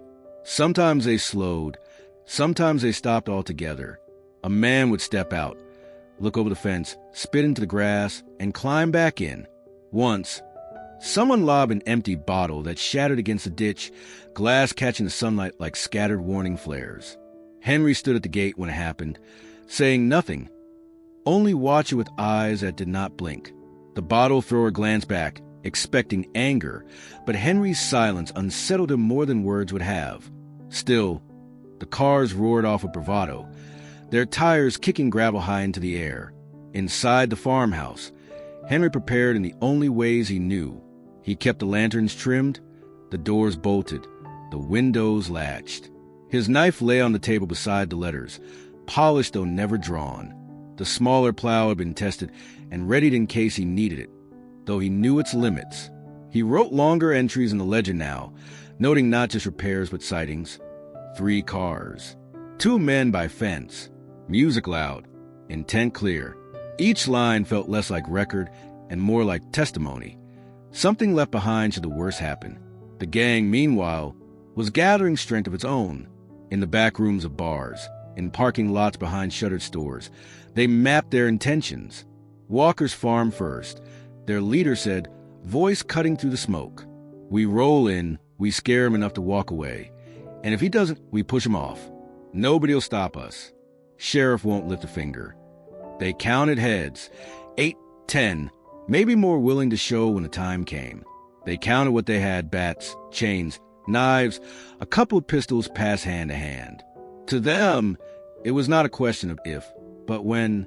Henry felt it building the way a soldier feels the sky before a storm. The air grew heavier each day, the silence of the farm broken by distant engines and laughter carried on the wind. The letters on the table reminded him of men who had once stood with him in darker hours. But until they arrived, he knew the waiting would be as alone. Each night, he walked the fence line with a lantern, the field stretching out around him, the broken sections patched but never forgotten. He could feel their eyes on him, even when the road lay empty. The storm was gathering, not in clouds or thunder, but in men who mistook an old farmer for weakness. Henry knew better. He had seen storms like this before, and when they broke, they always came with a cost. The day had turned colder, the kind of chill that bit through flannel and sank into the bones. Henry was walking the fence line near the front pasture when he heard the low rumble of engines. The sound carried long before the vehicles appeared. Tires grinding against gravel, exhaust cutting through the crisp air. He stopped where he was, cane planted firmly in the soil, and waited. He knew the rhythm of these visits now, the way they came loud, proud, certain themselves. This time there were 3 cars. They slowed near the rusted gate and rolled in without hesitation, scattering gravel as they swung onto his property. The doors opened almost at once. 4 men stepped out, then 2 more. He recognized the tall one in front, the one who called himself Vince. His smile was gone now, replaced with something sharper, hungrier. The others hung back, but not far. They spread out in a loose line, hands in pockets, eyes roving across the farm as if they were already deciding what to take first. Henry stood still, shoulders squared, cane in his right hand, lantern in his left though the daylight was strong. He let them come closer, saying nothing, his silence forcing them to fill the air with their own bravado. Vince smirked as he stopped a few paces away. "You've had your time to think, old man. I'm here to hear your answer. You're ready to walk away, aren't you? Sell what you can't hold." Henry's voice was quiet but carried, the kind that made men lean in without realizing. "This farm is for sale. Not to you, not to anyone." A murmur ran through the group, half amusement, half irritation. One of the younger men spat into the dirt and muttered, "Stubborn fool." Vince chuckled low, shaking his head as if he pitted Henry. "You really don't get it, do you? We're not asking. We're telling. You think that cane will keep us off this land? You think some old stories about your family mean anything now?" He gestured toward the barn. "That tractor out there? Consider it the first warning. Next time, it won't just be paint. Next time, it'll be fire." Henry didn't flinch. He shifted his weight slightly on the cane and looked Vince in the eye, the same way he had once looked at men across battle lines who believed fear was a weapon. "I've seen fire before. I've buried friends because of it. You don't scare me with matches and paint. His gaze moved slowly across the line of men, settling on each one in turn until they looked away. You think you're the first to come at me with threats? You're not, and you won't be the last. But you'll find out the same thing the others did. This land doesn't give. Neither do I. The silence that followed was heavy, broken only by the shifting of boots in the gravel. Vince's jaw tightened. He stepped closer, too close, his shadow falling across Henry. You're making a mistake, Walker. We'll be back. And when we come, it won't be for talking. Henry leaned a little more on his cane, his voice as steady as stone. Then you better bring more than words. Because words are all you've got. For a long moment, neither man moved. The gang members shuffled, glancing between their leader and the old farmer who refused to bend. Then Vince sneered, turned sharply, and waved for the others to follow. They climbed back into their cars, slamming doors harder than necessary, engines roaring to fill the space their silence could not. Gravel flew as they tore back down the road, dust hanging in the air long after the sound faded. Henry remained where he stood, cane pressed into the earth, watching until the last trace of dust drifted away. His body was old, his back stiff, but his stance was unbroken. They would be back. He had no doubt of it. But they would remember the look in his eyes, the calm in his voice, the refusal they had not expected. For all their numbers, for all their noise, they had not moved him an inch. When he finally turned back toward the farmhouse, the wind picked up across the valley, carrying with it the faint groan of the barn door and the clink of the new lock on its latch. Henry Walker walked slowly, but not with hesitation. He knew the storm was coming. He also knew he had just given them their last warning. The morning began like so many others. Frost clinging to the grass, the breath of cattle rising in pale clouds across the pasture. Henry had risen early, as he always did, his ledger already marked with the day's notes. Yet something in the air was different, a weight that hung low over the valley, the kind of stillness that came before something broke. He sat on the porch, cane resting against his knee, the lantern beside him though it was long past dawn. The road that stretched beyond the rusted gate lay quiet, but he kept his eyes fixed there all the same. The first sound was faint, so faint he wondered at first if his ears had betrayed him. A low hum, steady and growing. He leaned forward slightly, hands tightening on the cane. Soon it swelled into something unmistakable. Engines, not one but several, climbing the narrow road that wound up from town. The rumble carried across the hills, deeper than the reckless roar of the gang's cars. This was slower, steadier, heavier. Trucks. By the sound of them, engine seasoned but not worn out. Henry rose carefully, his joints stiff, and stepped down onto the gravel. The gate stood open, the hinges creaking in the wind, and he watched as the first vehicle appeared around the bend. A battered blue pickup led the way, its paint dulled by years but its frame still solid. Behind it came a gray sedan, followed by another truck with a camper shell, then two more vehicles in close line. Their procession raised a thin trail of dust that drifted upward like smoke. The blue pickup rolled to stop just inside the gate, the engine idling low. The driver's door opened, and for a moment Henry saw only a boot touch the ground, worn leather crease with years of service. Then the man stepped fully out. He was broad-shouldered still, though age had rounded him, his hair more silver than black, his jaw lined deep. Henry knew him at once. Ruiz. The steady eyes that had once held a whole squad together met his, and in that silent recognition the years between seemed to collapse. The sedan's doors opened next. From it emerged a taller figure, lean and wiry despite the slum of age, his grin unmistakable even through the lines carved by time.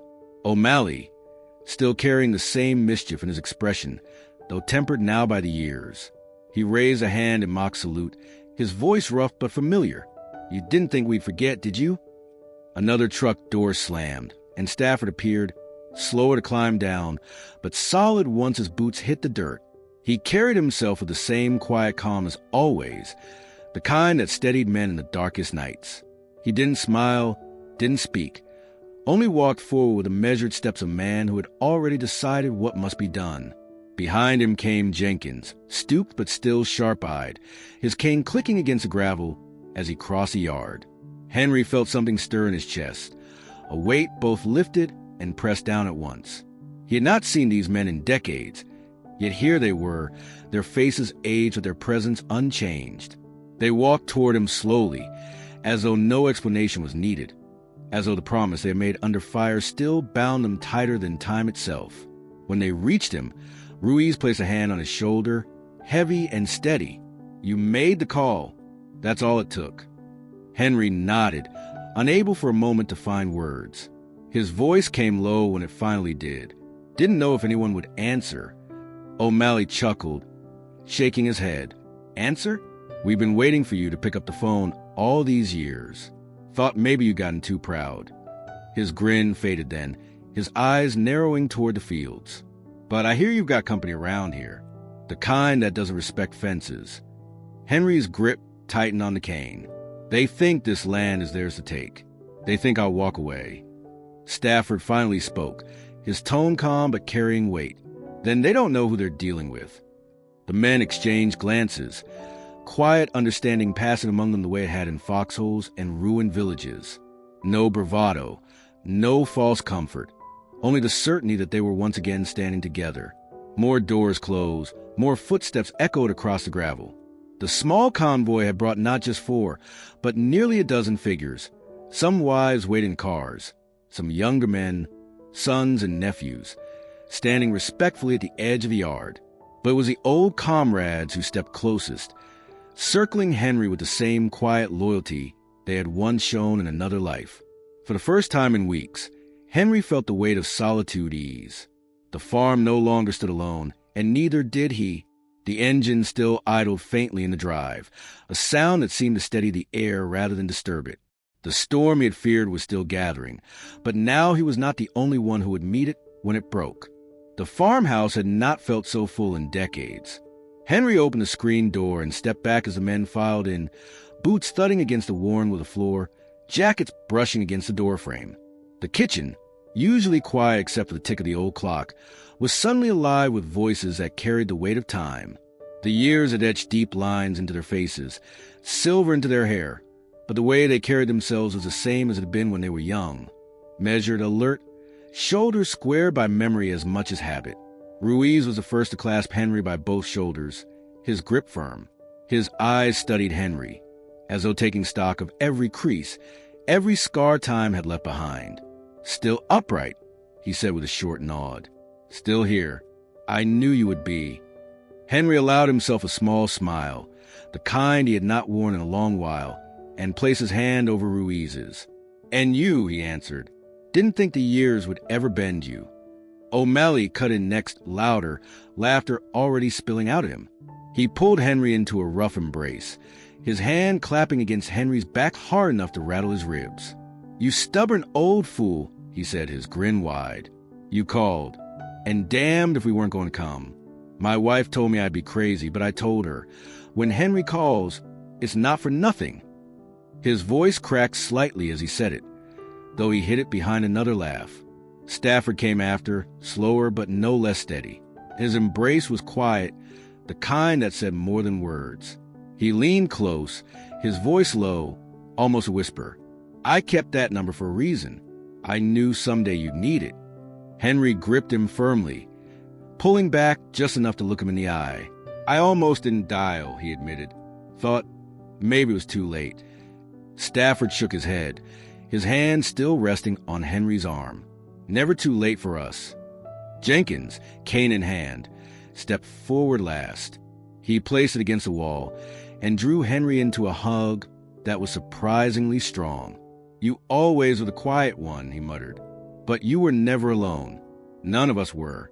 His words came rough, his throat thick, but his grip lingered, as though he feared letting go would break the spell of reunion.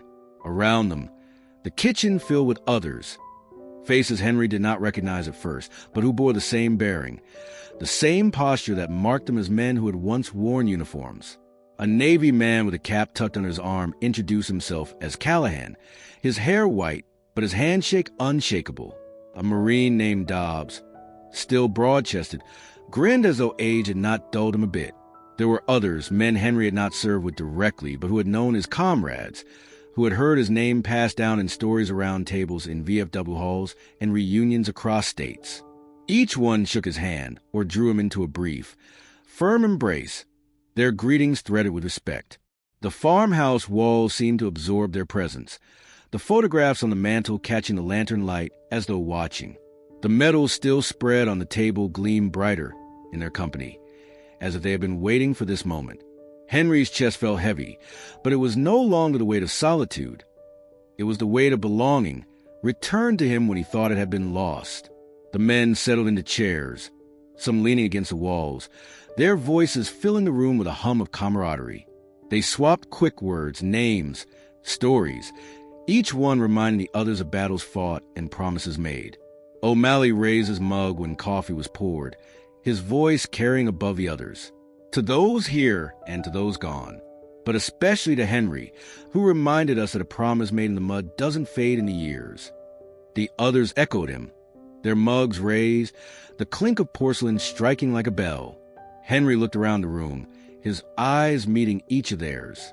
He felt the years fall away in pieces. They were older now, slower, their bodies marked by time, but the fire in their eyes had not dimmed. Gray-haired, scarred, bent by years though not broken, they were still the men he remembered. And in their presence, Henry felt steady again. Outside, the wind carried faint traces of the world waiting to test them. The gang would come. That much was certain. But now, when Henry looked toward the door, he did not see it as a threshold he guarded alone. He saw it as a line they would hold together, just as they had promised under a foreign sun decades ago. The reunion was not simply memory. It was preparation. The kitchen was crowded, but no one seemed to mind. Chairs had been pulled from every corner of the house, and a few of the men sat on overturned crates or leaned against the walls, mugs of coffee warming their hands. The lantern light softened their faces, the years of age showing in the deep lines around their eyes and mouths. But behind those marks was the same strength that carried them through younger days. The hum of conversation was low at first, like the crackle of fire just catching, then grew louder as the comfort of shared company settled in. O'Malley leaned back in his chair, his grin still as quick as it had ever been. "Do you remember that crossing outside Key-San?" he asked, his voice cutting through the murmur. "Damn fool command thought we could move under cover of darkness, like the moon wasn't bright enough to give us all away." Ruiz chuckled and shook his head. "You tripped over every rock in the valley," he replied. "I had to drag you half the way before you drew attention to us." O'Malley slapped the table, laughter booming, though there was a tremor beneath it that spoke of how close they had come to not making it back. Jenkins sipped his coffee, his cane leaning against the table beside him. "I remember," he said quietly, the silence after, that silence when you're counting breaths, waiting to see who's still there. His words brought a pause, and the laughter faded into stillness. The men lowered their eyes for a moment, each one recalling faces that were not seated at this table, voices that had not carried forward into the years. Stafford broke the silence with a steady tone, his gaze fixed on the medals Henry had laid out earlier. "We carry them with us. Every step since then they've been here." He tapped his chest once firm, then nodded. The others echoed the gesture, each in their own way. Henry had been mostly silent, listening the way he always had. Now he spoke, his voice calm but weighted with memory. "You remember the night in the village when we swore under that broken wall?" Ruiz's steady gaze met his, and Stafford nodded slowly. O'Malley's grin faded into something softer. "We promised we'd look after each other," Henry continued. "No matter the years, no matter the miles. I never forgot it." His hand rested on the folded letter with the phone number, the paper yellowed but still carrying the ink of that promise. Callahan, the Navy man, leaned forward, his voice lower. "Different battles, different seas, but the promise was always the same. You fight for the man beside you, because that's what keeps you alive." Dobbs, the Marine, raised his mug in agreement. "And when the fight's done, you don't stop being brothers. You just wait for the day one of you calls." The room fell into stories after that, some light, some heavy. They remembered Jenkins slipping cards into O'Malley's pack-to-rig game, only to be caught and chased through the mud. They remembered Ruiz steadying a line of frightened recruits during their first firefight, his voice calm when chaos pressed in. They spoke of Stafford's silence, how it had kept them grounded, how a single word from him had often meant more than a commander's order. Each story wove the years together, reminding them that though their hair had gone gray and their steps slowed, the thread that bound them had never frayed. But woven among the laughter were names spoken softly, names of those who had not lived to sit at this table. Martinez, who had taken the brunt of fire, so the rest could escape. Collins, whose letters home stopped mid-sentence, the last one still tucked into Henry's chest. Evans, who had joked until his last breath, leaving silence that felt like an open wound. The room grew quiet each time a name was spoken, mugs lowered, eyes fixed on nothing. They did not mourn aloud, for that had been done long ago. Instead, they remembered, and remembering was its own form of honor. The night wore on, the farmhouse holding the weight of their voices and their silences alike. Outside, the wind pressed against the walls, carrying with it the tension of what was to come. Inside, the men drew strength from one another, their stories filling the space until it felt less like a farmhouse and more like a barracks once again. Henry looked around the table, seeing not the years that had passed, but the men they still were. The farm would be tested soon, but he knew now it would not be tested by him alone. The table that had once been used for meals and ledger entries now bore the weight of maps, scrap paper, and a lantern whose flame cast long shadows across the walls. Henry cleared a space with deliberate care, sliding aside the box of medals and setting his ledger to one corner. The veterans gathered close, chairs pulled tight, some standing behind with arms folded. Their voices, which only hours earlier had been raised in laughter and memory, were now quiet, steady, measured. The mood had shifted. The farmhouse had become a command post. Stafford leaned over first, pulling a faded county map from his coat. It was worn, creased from years of folding, but still clear enough to trace the roads and property lines. He spread it flat, smoothing it with the palm of his hand. "This is the ground," he said, his voice low but carrying. "We treat it no different than we did overseas. Terrain is terrain." Henry pointed with the tip of his cane toward the boundary fence. "They come from the south, always, down this road, through the gate, or over the fence near the pasture. They never bother with the north side. It's too steep, too rocky. But they'll circle. They've already tested it." Ruiz nodded, his eyes sharp as he studied the lines. "They'll want to come fast, all at once. Noise, numbers, intimidation. We don't give them the advantage.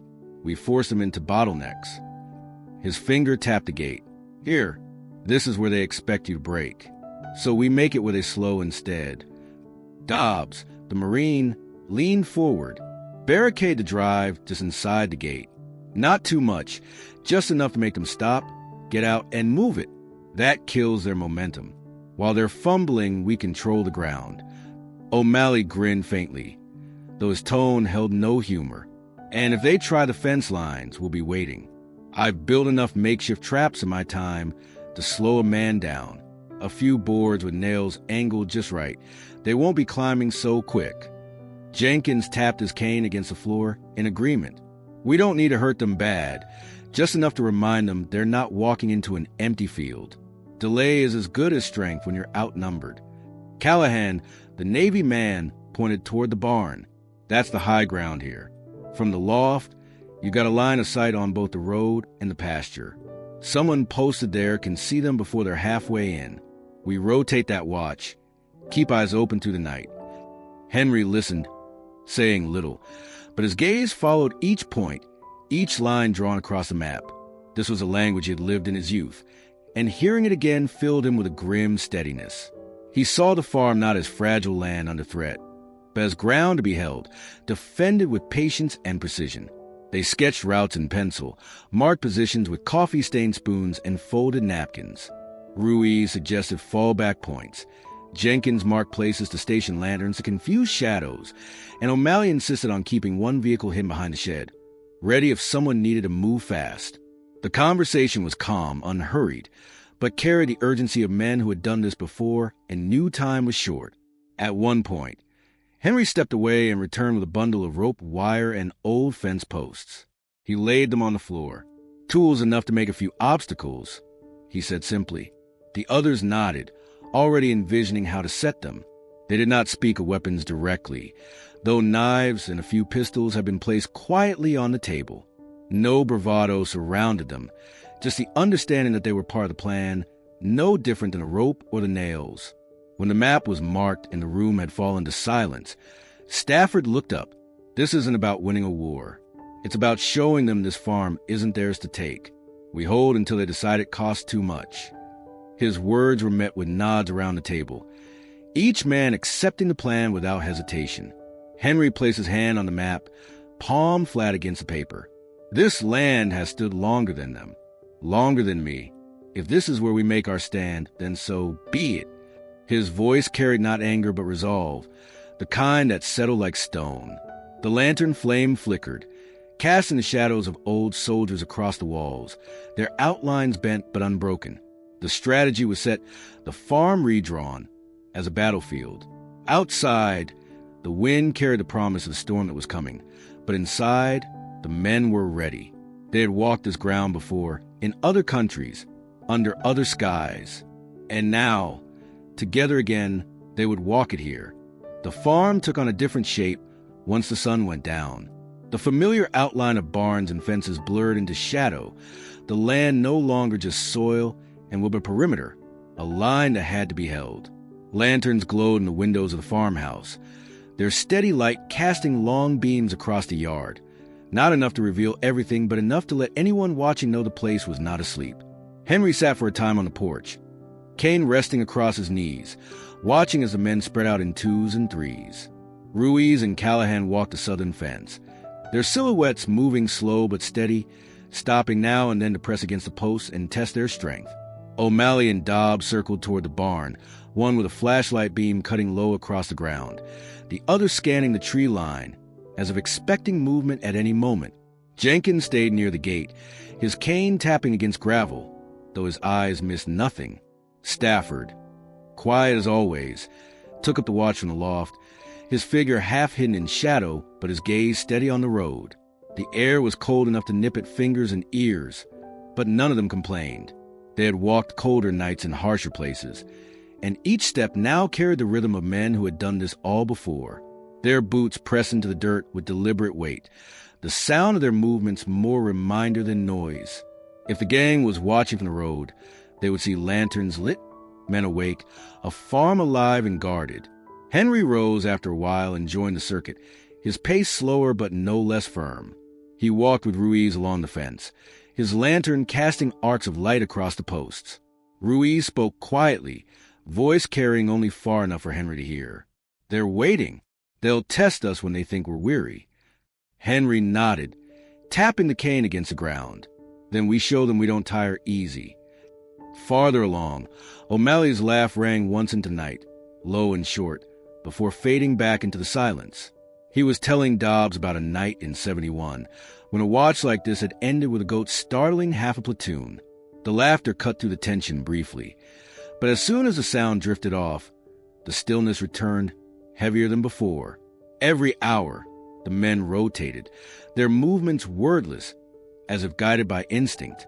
Stafford climbed down from the loft and traded places with Callahan, who took up the high post with binoculars he had carried all the way from home.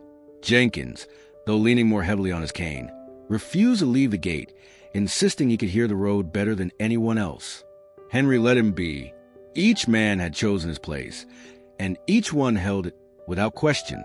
Inside the farmhouse, coffee simmered on the stove, its smell carrying faintly out into the yard when the wind shifted.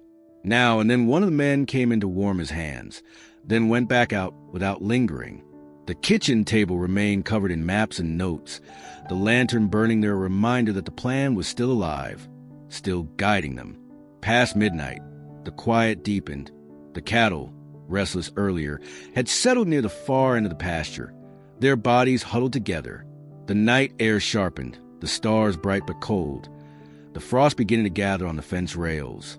Henry walked the line again, lantern in hand, and paused to look out across the valley. He could not see headlights, not yet, but he felt the weight of eyes on him from somewhere beyond the trees. The veterans moved like shadows across the land, their outlines merging with the night. They did not speak often, and when they did, it was in murmurs, the kind of voices used by men who knew how sound carried. Each pause, each glance at the tree line, each tightening of a grip on a flashlight or cane spoke louder than words. By the time the sky began its slow turn toward dawn, the farm had been circled dozens of times. Lanterns still glowed in the windows, their light unwavering. Henry stood once more on the porch, his chest heavy with fatigue, but his stance firm. The night had passed without intrusion, but not without meaning. Every step, every watch, every lit lantern had said the same thing. This farm was not abandoned, not unguarded, not open for the taking. The gang would come, he knew, but when they did, they would find a place already awake, already waiting, already set against them. And they would learn what it meant to face men who had walked darker nights and endured heavier silence than this. The night was heavy with a damp cold that clung to the skin, the kind of chill that seemed to seep from the earth itself. Lanterns still burned in the windows of the farmhouse, steady markers against the dark. Henry sat on the porch with his cane laid across his knees, his eyes never leaving the gate.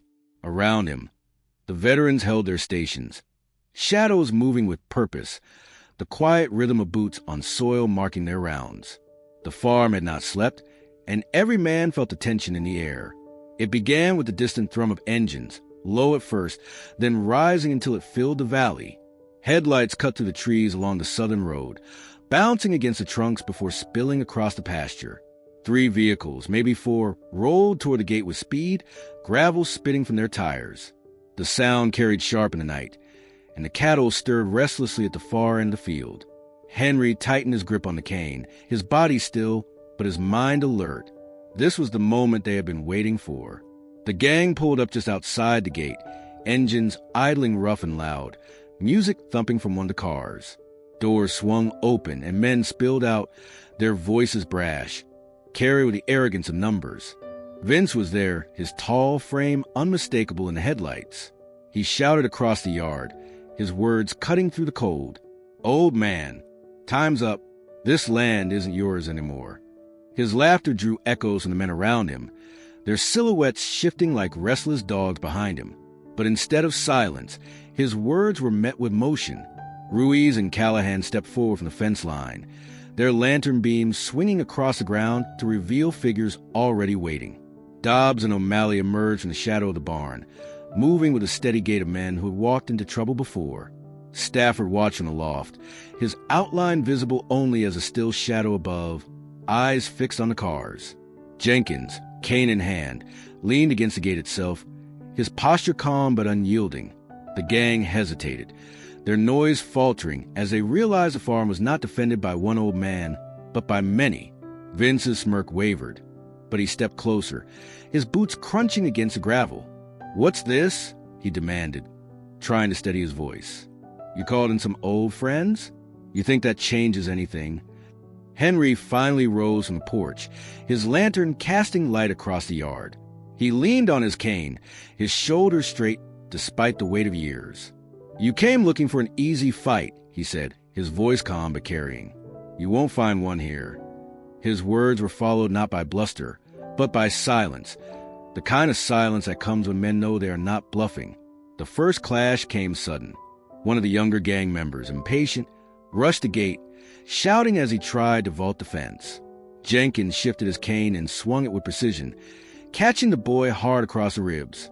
The sound cracked in the night, sending him sprawling back into the dirt with a cry. The rest of the gang froze for a moment, shocked that an old man could move so quick. Then chaos broke. 2 men lunged the barn, but Dobbs and O'Malley were already there, stepping out with boards lined with nails, forcing them back before they could cross the threshold. At the fence line, Ruiz shouted for Callahan to hold steady as another tried to cut through the wire, only to be met with shovel handles swung with sharp intent. From above, Stafford's voice carried from the loft. "Lights on them!" At once, lanterns flared brighter, beams directed toward the intruders, blinding them in sudden glare. The gang's confidence cracked. They had expected one man, frail and alone, not a line of gray-haired soldiers moving with the surety of their youth. Every step they took was met with resistance, every move countered before it could take hold. Henry stood firm in the center of the yard, cane in one hand, the other pointing toward the road. You've had your warning. Leave while you still can.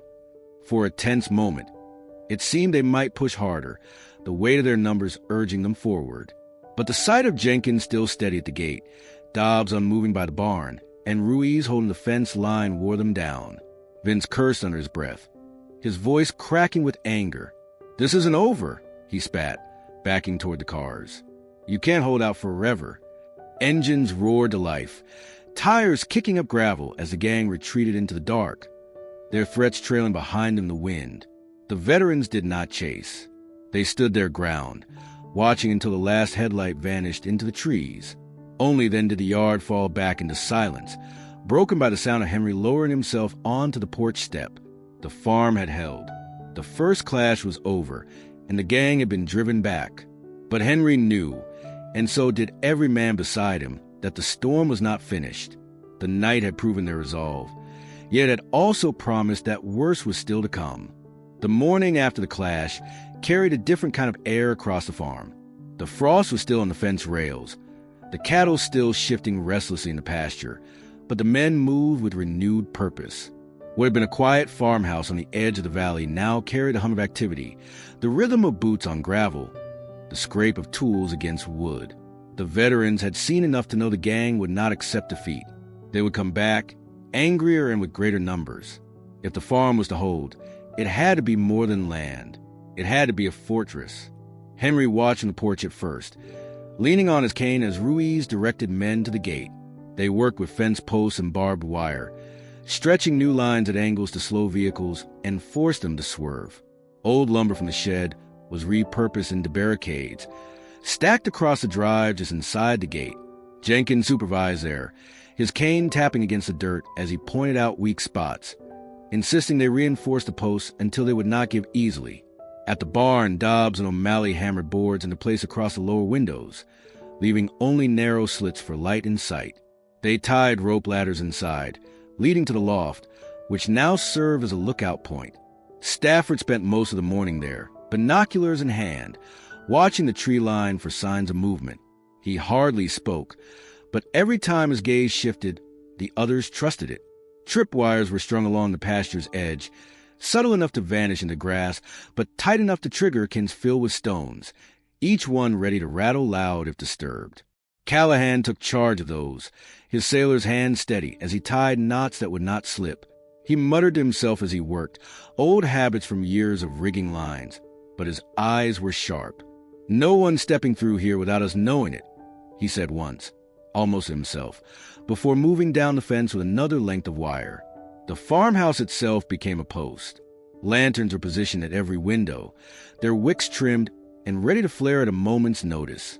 Inside, the kitchen table still bore the map, but now it was marked with charcoal lines showing every post, every trap, every fallback point.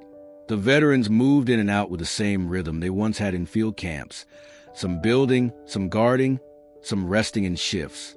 Henry noticed the discipline return to them naturally. No orders were barked, yet each man knew his place, and each one acted without question. Henry, though slower, joined in where he could. He carried nails and boards in small bundles, steadied ladders as others climbed, checked knots with the same care he once gave to tools in the barn. His presence alone was enough to keep the men sharp. They had come for him, and he would not stand idle. At one point, Ruiz caught him hauling a crate too heavy and barked, "Sit down before you break your back." Henry only shook his head. "I've carried worse," he said simply, and the crate stayed in his arms until it was set down by the barn wall. By afternoon, the farm no longer looked like the quiet homestead it had been. Barricades rose at the gate, shadows moved in the loft, and lanterns gleamed faintly even in daylight. The cattle had calmed, sensing perhaps that the ground itself had shifted under men who walked it from the road. Anyone looking in would see more than a farmhouse. They would see lines drawn, defenses set, and watchful eyes waiting. When the sun dipped low, the men gathered again at the table, mugs of coffee in hand, their voices low but firm. They reviewed the traps, the posts, the signals they would use. O'Malley joked once, try and cut the tension, but even his grin carried an edge of steel. Feels like we're back in the field, he said, lifting his mug. Only this time, the chow's better. Ruiz smirked and shook his head. Don't get too comfortable. They'll test us again soon. Henry listened, saying little, but his eyes moved across the faces of his comrades. Gray-haired, bent, slower than they once were, yet carrying themselves with the same resolve. He realized then that the farm had become more than a line to be held. It had become a symbol, proof that they were not finished, that promises made in youth still held weight in age. Outside, the lanterns flickered on as dusk fell, their glow stretching out across the fences, catching on wire and wood. The farm had transformed, not with walls of stone or towers of iron, but with the discipline of men who had known battle and survived it. It stood ready, not just as land, but as fortress ground. The first light of dawn crept over the valley, thin and pale, turning the frost on the fence rails into a silver glow. The farm was quiet but tense, the kind of stillness that comes before something breaks.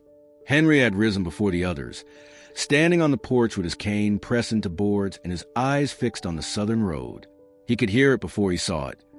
The hum of engines, faint at first, then swelling until it seemed to roll across the hills like distant thunder. By the time the sun began its slow climb, the road was lined with cars. Not just 3 or 4 this time, but a half dozen, maybe more, their engines rumbling low, exhaust rising in ghostly clouds against the morning chill. The gang had come back, louder, heavier, certain this time they would not leave empty-handed. Doors open, men spilling out, their voices carrying with the bravado of numbers. Vince was at the front again, barking orders as if he commanded soldiers, his frame tall and rigid, his jacket flapping in the breeze. The veterans were ready. They had taken their positions well before the first engine reached the road. Ruiz and Callahan stood near the gate, shoulders squared, their eyes fixed on the line of cars. Jenkins leaned on his cane beside them, his presence quiet but unmovable. Dobbs and O'Malley flanked the barn, boards and tools at hand, their stances relaxed but watchful. Stafford remained in the loft, binoculars hanging from his neck, his gaze steady on the road below. Henry stood at the center of it all, lantern burning faintly at his side despite the daylight, his cane gripped in his hand like an anchor. The gang spread out along the fence, their laughter sharp, their words aimed to sting. "You think you can hold us off forever?" one shouted. "This land's already ours." Another waved a bat in the air, its edge catching the morning light. Vince stepped forward, his boots crunching against the gravel, and called out across the distance. "Old man, this is your last chance. Walk away now and you won't get hurt. Stay and we take it all." Henry's voice carried back, calm and steady, the kind of voice that does not rise but makes men listen. "You mistaken age for weakness. You mistaken silence for fear. But you stepped on the ground that won't be yours. Not now. Not ever." The gang jeered, some raising weapons, others shouting, but their noise faltered as the veterans shifted. One by one, the men stepped forward into the open, forming a line across the yard. They did not posture, did not raise their voices. They stood shoulder to shoulder, gray-haired and weathered, their eyes fixed on the intruders with the quiet steadiness of men who had once held far deadlier lines under worse skies. The effect was immediate. The gang's noise thinned, their laughter uncertain. They had come expecting resistance, but not formation, not discipline. These were not just old men clinging to the past. They were soldiers, their very posture speaking of battles fought and endured. Vince tried to recover, his voice sharper now. "There's more of us than you can count. You think you'll stop us with canes and boards." It was Ruiz who answered, his voice deep and even. "We've held against more than this. Numbers don't win battles. Resolve does." Stafford's shadow shifted in the loft, binoculars lowered, his stance making it clear he had eyes on every man who dared step closer. Jenkins tapped his cane once against the gravel, the sound sharp in the morning air. The gang members shifted uncomfortably, glancing at one another, their earlier certainty cracking under the weight of the veterans' calm. The standoff stretched, the sun climbing higher, the breath of men visible in the cold air. Engines idled, exhaust drifting across the road, but no one moved first. The gang shouted again, half-hearted now, trying to mask their hesitation. The veterans did not answer with words this time. They simply stood, steady as stone, their silence louder than any threat. Henry's gaze never wavered. He had seen dawns like this before, skies painted with the promise of violence. Yet here, on his own land, with his comrades at his side, he felt the same calm resolve he had known in those far-off years. Whatever came next, the line had been drawn. The farm was no longer just his. It was theirs, and together they would not yield.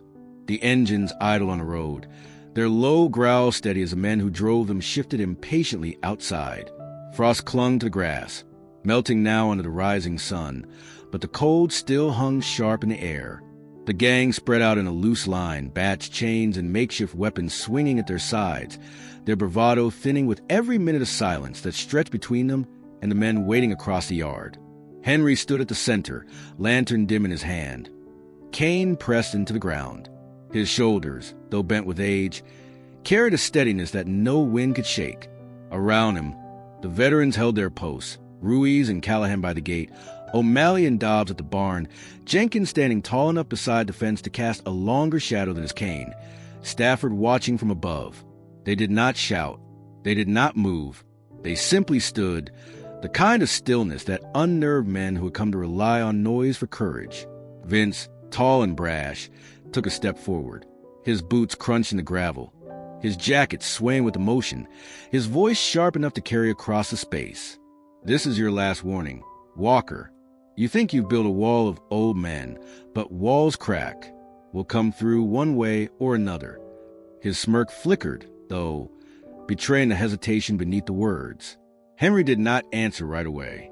He let the silence linger, his gaze sweeping across the line of intruders. His grip on the cane tightened, though it steady under his hand. Finally, his voice rose, not loud, but clear enough that every man on the road could hear. "This land has already been defended once, by men who gave more than you could imagine. You think you're the first to come here with threats? You're not, and you won't be the last. But I'll tell you this, try again, and you'll see what it means to fight men who do not break." The word struck harder than any shout could have. Vince's jaw tightened, his hand flexing around the bat he carried. One of his younger men shifted, muttering under his breath, but no one stepped forward yet. The veterans' silence deepened, their formation steady, their eyes locked on the gang like watchmen who had been doing this their whole lives. O'Malley broke the tension with a short laugh, rough and edged. "You boys don't even know what line you've stepped over. You came for land. We've fought for lives." He spat into the dirt, then folded his arms, grin gone but fire in his eyes. Ruiz added next, his voice low but firm. "This isn't just Henry's farm. It's ground we've chosen to hold. And if you think for a second we'll step back, you've already lost." His words carried the same weight as the rifles he once shouldered, each syllable clipped, deliberate, final. The gang muttered among themselves, their earlier confidence cracking like thin ice. One of them kicked at the gravel. Another shifted his grip on a chain, but none made the first move. Vince tried again, shouting louder, his voice framed with frustration. "You can't stop us. There's more of us, more coming if need be. You think you'll hold forever?" Henry lifted the lantern slightly, the flame inside catching in the glass. His voice, though calm, was sharper than any blade. "Forever isn't the point. Holding long enough, that's all it takes. And we will hold." He stepped forward one pace, his cane tapping the ground, the sound echoing across the yard like a hammer strike. The silence that followed was heavier than before. The gang shifted uneasily, the engines still idling behind them like restless animals. The veterans did not move. Their stillness spoke louder than noise, their posture declaring what their words did not need to repeat. This was not land waiting to be taken. It was ground already claimed, already defended once, and ready to be defended again. Vince's eyes darted across the formation, searching for weakness, but found none. The weight of Henry's words pressed on him harder than the cold, harder than the eyes of his own men waiting behind him. His smirk faltered into a scowl, and he spat into the dirt. "Fine. You wanted the hard way. You'll get it." The line of veterans did not flinch. Henry's gaze never left Vince, his voice final as stone. "Then step forward and learn what it costs. The gang bristled, their weapons tightening in their hands, their voices rising in shouts meant to cover their hesitation. The veterans waited, calm as dawn, their silence ready to break not in retreat, but in resolve. The air between them trembled, the moment stretched thin, and everyone knew what was coming. Words had been spoken, warnings given. The time for blows was nearly at hand. The air between the two lines cracked like ice under strain, ready to splinter at the slightest pressure. Engines still idle on the road, their growl mixing with the quickened breaths of the men gripping bats and chains. But it was a silence in the farmhouse that weighed heavier. Henry stood at the center, his lantern steady in the pale light of morning, his cane pressed into ground as if anchoring him to the soil. Around him, his comrades waited in silence, their postures calm, their eyes sharp. Every heartbeat seemed to stretch the moment thinner. The first move came sudden and sloppy. One of the younger gang members, his nerves fraying under the weight of stillness, shouted something incoherent and charged the gate. His boots pounded against gravel as he vaulted forward, bat raised high. Jenkins was there before the boy's feet touched the ground. His cane, swung with deliberate force, cracked across the attacker's forearm, sending the bat clattering into the dirt. The boy fell back with a cry, clutching his arm, his confidence shattered before he had even crossed the fence. That single blow broke the dam. The gang surged forward as one, voices raised, weapons lifted, their confidence leaning on numbers. Vince shouted orders, waving them toward the barn, the fence, the house. But the veterans moved with precision, not panic. Ruiz and Callahan stepped in unison at the gate, their shoulders squaring as they blocked the path. One man tried to shove past them, only to be met with a knee to the stomach from Ruiz, followed by Callahan swinging a shovel handle hard enough to send the intruder sprawling. At the barn, Dobbs and O'Malley held their ground. Two attackers rushed with chains, swinging wild. O'Malley ducked the first, driving his shoulder into the man's chest and knocking him flat, while Dobbs intercepted the second, catching the chain on a board reinforced with nails. The attacker yelped as the weapon tore from his grip, his hands shredded by his own swing. The two veterans moved like they had never left the field, covering each other with instinct as natural as breath. Above them, Stafford shifted in the loft, his binoculars traded for a scoped rifle not loaded with live rounds, but with blanks meant for intimidation. The crack of a shot rang out, echoing across the valley, the sound sharp enough to freeze half the gang in their tracks. They dove for cover, convinced the fight had escalated to something deadlier. Stafford's calm voice carried over them all. Next one lands closer. His tone left no doubt he meant it. At the center of the yard, Henry stood firm, his cane ready though he had not yet swung it. Vince advanced toward him, face twisted with anger, trying to cut through the line with bravado. "You can't hold this forever, old man," he shouted. But before he could step closer, Ruiz closed the distance, forcing Vince back with a glare and a raised board. "You've already lost," Ruiz said flatly. The gang's momentum faltered. They had expected resistance, but not this. Not coordination, not formation, not the unshaken calm of men who had stood under heavier fire than bats and chains. Every move they made was countered with precision.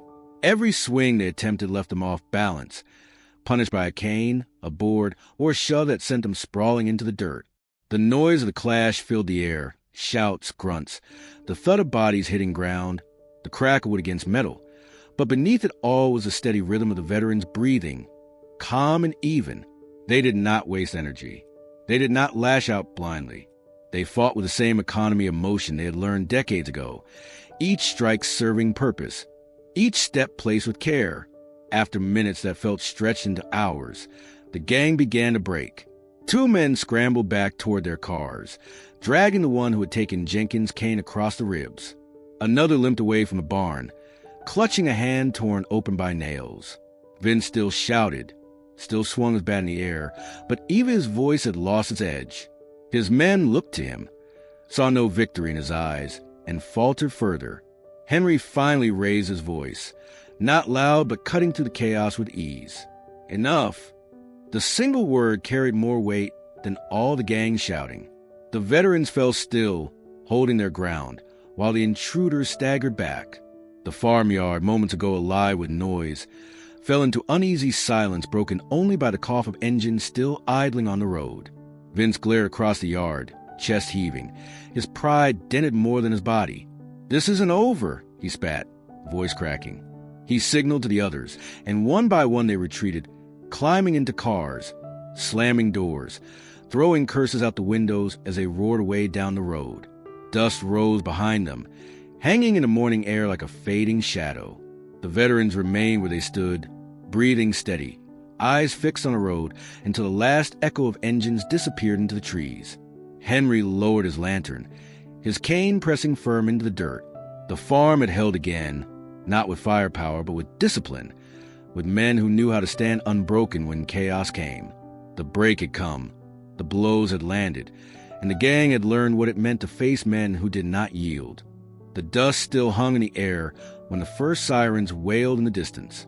They were faint at first, winding their way up the road that led to the farm, then grew louder as flashing lights cut through the last of the morning fog. The veterans did not shift from their posts. Some leaned against the barricades they had built. Others stood quietly with mugs of coffee in hand, as though the fight had been nothing more than a morning chore. Henry sat on the porch, lantern extinguished now, cane resting across his knees, his breathing steady though his body ached from the weight of the night. Two cruisers rolled up the road, tires crunching over gravel, their sirens cutting off as they neared the gate. Behind them followed a sheriff's SUV, its paint chipped and its lights still flashing. The vehicle slowed, then stopped short when their drivers caught sight of the farmyard. Instead of chaos or carnage, they found quiet order, lanterns still glowing faintly. Fences intact though patched, veterans posted in calm formation. The only sign of what had happened were the scuff marks in the dirt, a broken bat near the gate, and blood where Jenkins's cane had cracked across the first attacker. The sheriff stepped out of his SUV, his hat pulled low, his eyes scanning the yard with disbelief. Sheriff Dwyer had dismissed Henry's earlier complaints as exaggerations, a stubborn old farmer spinning tales. Now his face betrayed a mix of confusion and unease. "Walker," he said slowly, his boots crunching across the gravel. "We got calls about a fight. Said there were cars tearing out of here not 20 minutes ago. What in God's name happened?" Henry looked at him evenly, his expression calm. "They came. They tested the gate. They left." His words were simple, but they carried more weight than the sheriff had expected. Dwyer frowned, glancing at Ruiz, then at Callahan, both of whom stood steady by the fence, their posture more soldier than civilian. His eyes drifted toward O'Malley and Dobbs, leaning against the barn wall, sweat still drying on their brows. Jenkins tapped his cane against the dirt once, the sound sharp in the silence, while Stafford's shadow shifted in the loft above. The sheriff's gaze returned to Henry. "You telling me you all ran them off? That gang that's been making noise in town for months." Henry tilted his head slightly, his voice as even as before. "We didn't run them off. They chose to leave." One of the deputies behind, Dwyer muttered under his breath, "Looks like they got whipped." The sheriff shot him a look to silence him, but the words lingered in the air. The truth was written plainly in the yard. The gang had come, and the gang had been broken. Dwyer tried again, his tone more formal now. "Walker, this could have gone bad. You should have called us sooner." O'Malley laughed sharply, the sound carrying across the yard. "We did. Weeks ago. You shrugged. You said nothing could be done." He folded his arms, his grin gone, his eyes fixed on the sheriff with quiet accusation. Ruiz added, his voice calm but steady, "We don't wait for help that never comes. We take care of our own." The sheriff's mouth opened, then closed again. He shifted uncomfortably, his authority shrinking in the presence of men who had seen and done more than he ever would. His deputies avoided meeting their eyes, their hands fidgeting with belts and radios. The farmyard felt heavier with silence than it had during the fight itself. Finally, Dwyer cleared his throat. "I'll file a report. I'll mark it down. If they come back, we'll send patrols more regular." His words sounded hollow even to himself. Henry gave a slow nod, though it carried no gratitude. It was acknowledgement, nothing more. The sheriff turned back toward his SUV, muttering orders to his deputies. They gathered the broken bat, photographed the tire marks, and marked the blood on the ground. all with the air of men who knew they were documenting failure rather than success. When the last camera clicked, Dwyer looked once more toward the porch, where Henry sat in quiet dignity. His comrades posted around him like sentinels. For a moment, something like respect flickered in his eyes, but it faded as quickly as it came. The cruisers pulled away first, their lights flashing weakly in the morning sun. Dwyer's SUV followed, rolling slowly down the road, the sound of its engine fading into the valley. When they were gone, the farm fell quiet again, save for the call of crows from the trees and the low murmur of cattle shifting in the pasture. Henry exhaled, leaning back in his chair, his comrades slowly returning to the porch, the barn, the fence line. The farm was scarred, but it had held, and now even the sheriff had seen it with his own eyes. The old men had stood, and the gang had broken. The authorities had come too late, as Henry had always known they would. It was not their presence that had protected the land. It was the men themselves, bound not by duty to the county, but by promises made long ago. The morning after the sheriff left, the farm woke slowly. Frost still clung to the fence rails, glittering in the early light, and the cattle moved with the same calm rhythm they always had, as though nothing had disturbed the valley at all. But inside the farmhouse, the air carried something different. It was quiet, but not the uneasy silence of waiting. It was a steady calm of men who had stood together through the night and were still standing when the dawn came. Henry was the first in the kitchen, as he always had been. He stoked the stove until the fire caught and spread. The smell of burning would fill in the room. He set the coffee pot on to boil, the tin clattering softly as steam began to rise. He moved slowly, his joints stiff, but there was no weariness in his face. He poured flour into a bowl, cracked eggs, and mixed batter for pancakes with the same deliberate care he had once given to fence posts and ledgers. The simple act of cooking, something he had done alone for years, now carried a weight he had not felt in decades. He was not cooking for himself anymore. One by one the men came in, their boots thudding across the porch and their voices low as they crossed the threshold. Ruiz was first, his steady presence filling the room without effort. He sat at the table, stretching his shoulders, the lines of strain from the night easing as he caught the scent of coffee. O'Malley followed, grinning despite the bruise darkening along his jaw, his laugh quick and familiar as he clapped Henry on the back. Dobbs and Callahan entered together, their words overlapping as they argued quietly about which trap along the pasture had worked best. Jenkins shuffled in last, cane tapping, his expression tired but proud, his eyes sharp as ever. Stafford, true to form, slipped in quietly, settling near the window with binoculars still hanging from his neck, though he set them aside for first time in hours. The table filled quickly, mugs passed from hand to hand, plates stacked with food. Henry served in silence, setting dishes down with care, and the men ate with the appetite of men who had worked hard and earned every bite. Pancakes, eggs, bacon from the smokehouse, all simple, but together they felt like a feast. The clink of forks and the low hum of voices filled the kitchen, a sound richer than any silence the farm had known in years. As they ate, the conversation drifted. O'Malley told a story from their younger days, exaggerating the details enough to make Callahan shake his head and Ruiz snort in disbelief. Jenkins broke in with dry corrections, his cane tapping the floor for emphasis, and the table erupted with laughter that rose and faded like a tide. Between stories came longer pauses, filled not with unease but with the comfort of men who no longer needed to fill every silence with words. Henry listened more than he spoke, but his gaze moved from man to man, settling on each with quiet gratitude. For years he had eaten breakfast alone at this table, ledger open beside his plate, the ticket clock his only company. Now the clock ticked on, but it was drowned by laughter, the scrape of chairs, the rhythm of voices that carried the past into the present. He felt the weight of the land beneath him, not as a burden but as a foundation, strengthened by those who share it now. When the plates were cleared and the fire burned low, the men leaned back, coffee mugs in hand, eyes drifting toward the windows where the land stretched out beyond the frost. The barricade still stood at the gate. The barn still bore the scars of the night before, but the farm itself was steady, enduring, as it always had. The gang had come of fire and noise, and they had left beaten back into the dust. The sheriff had seen it with his own eyes. The The valley would whisper of it soon enough. Ruiz set his mug down and spoke quietly. We've seen worse. We'll see worse again. But this will be remembered. No one argued. Stafford only nodded, his eyes fixed on the pasture, his silence carrying the same weight as any words. Henry placed his hand on the table, palm flat against the wood worn smooth by years of meals, ledgers, and quiet mornings. The land endures, he said simply. His voice carried no pride, only truth. The others nodded, understanding what he meant without needing more. The morning light grew stronger, spilling across the table, catching on the medals that still lay at one corner, the letters stacked neatly beside them.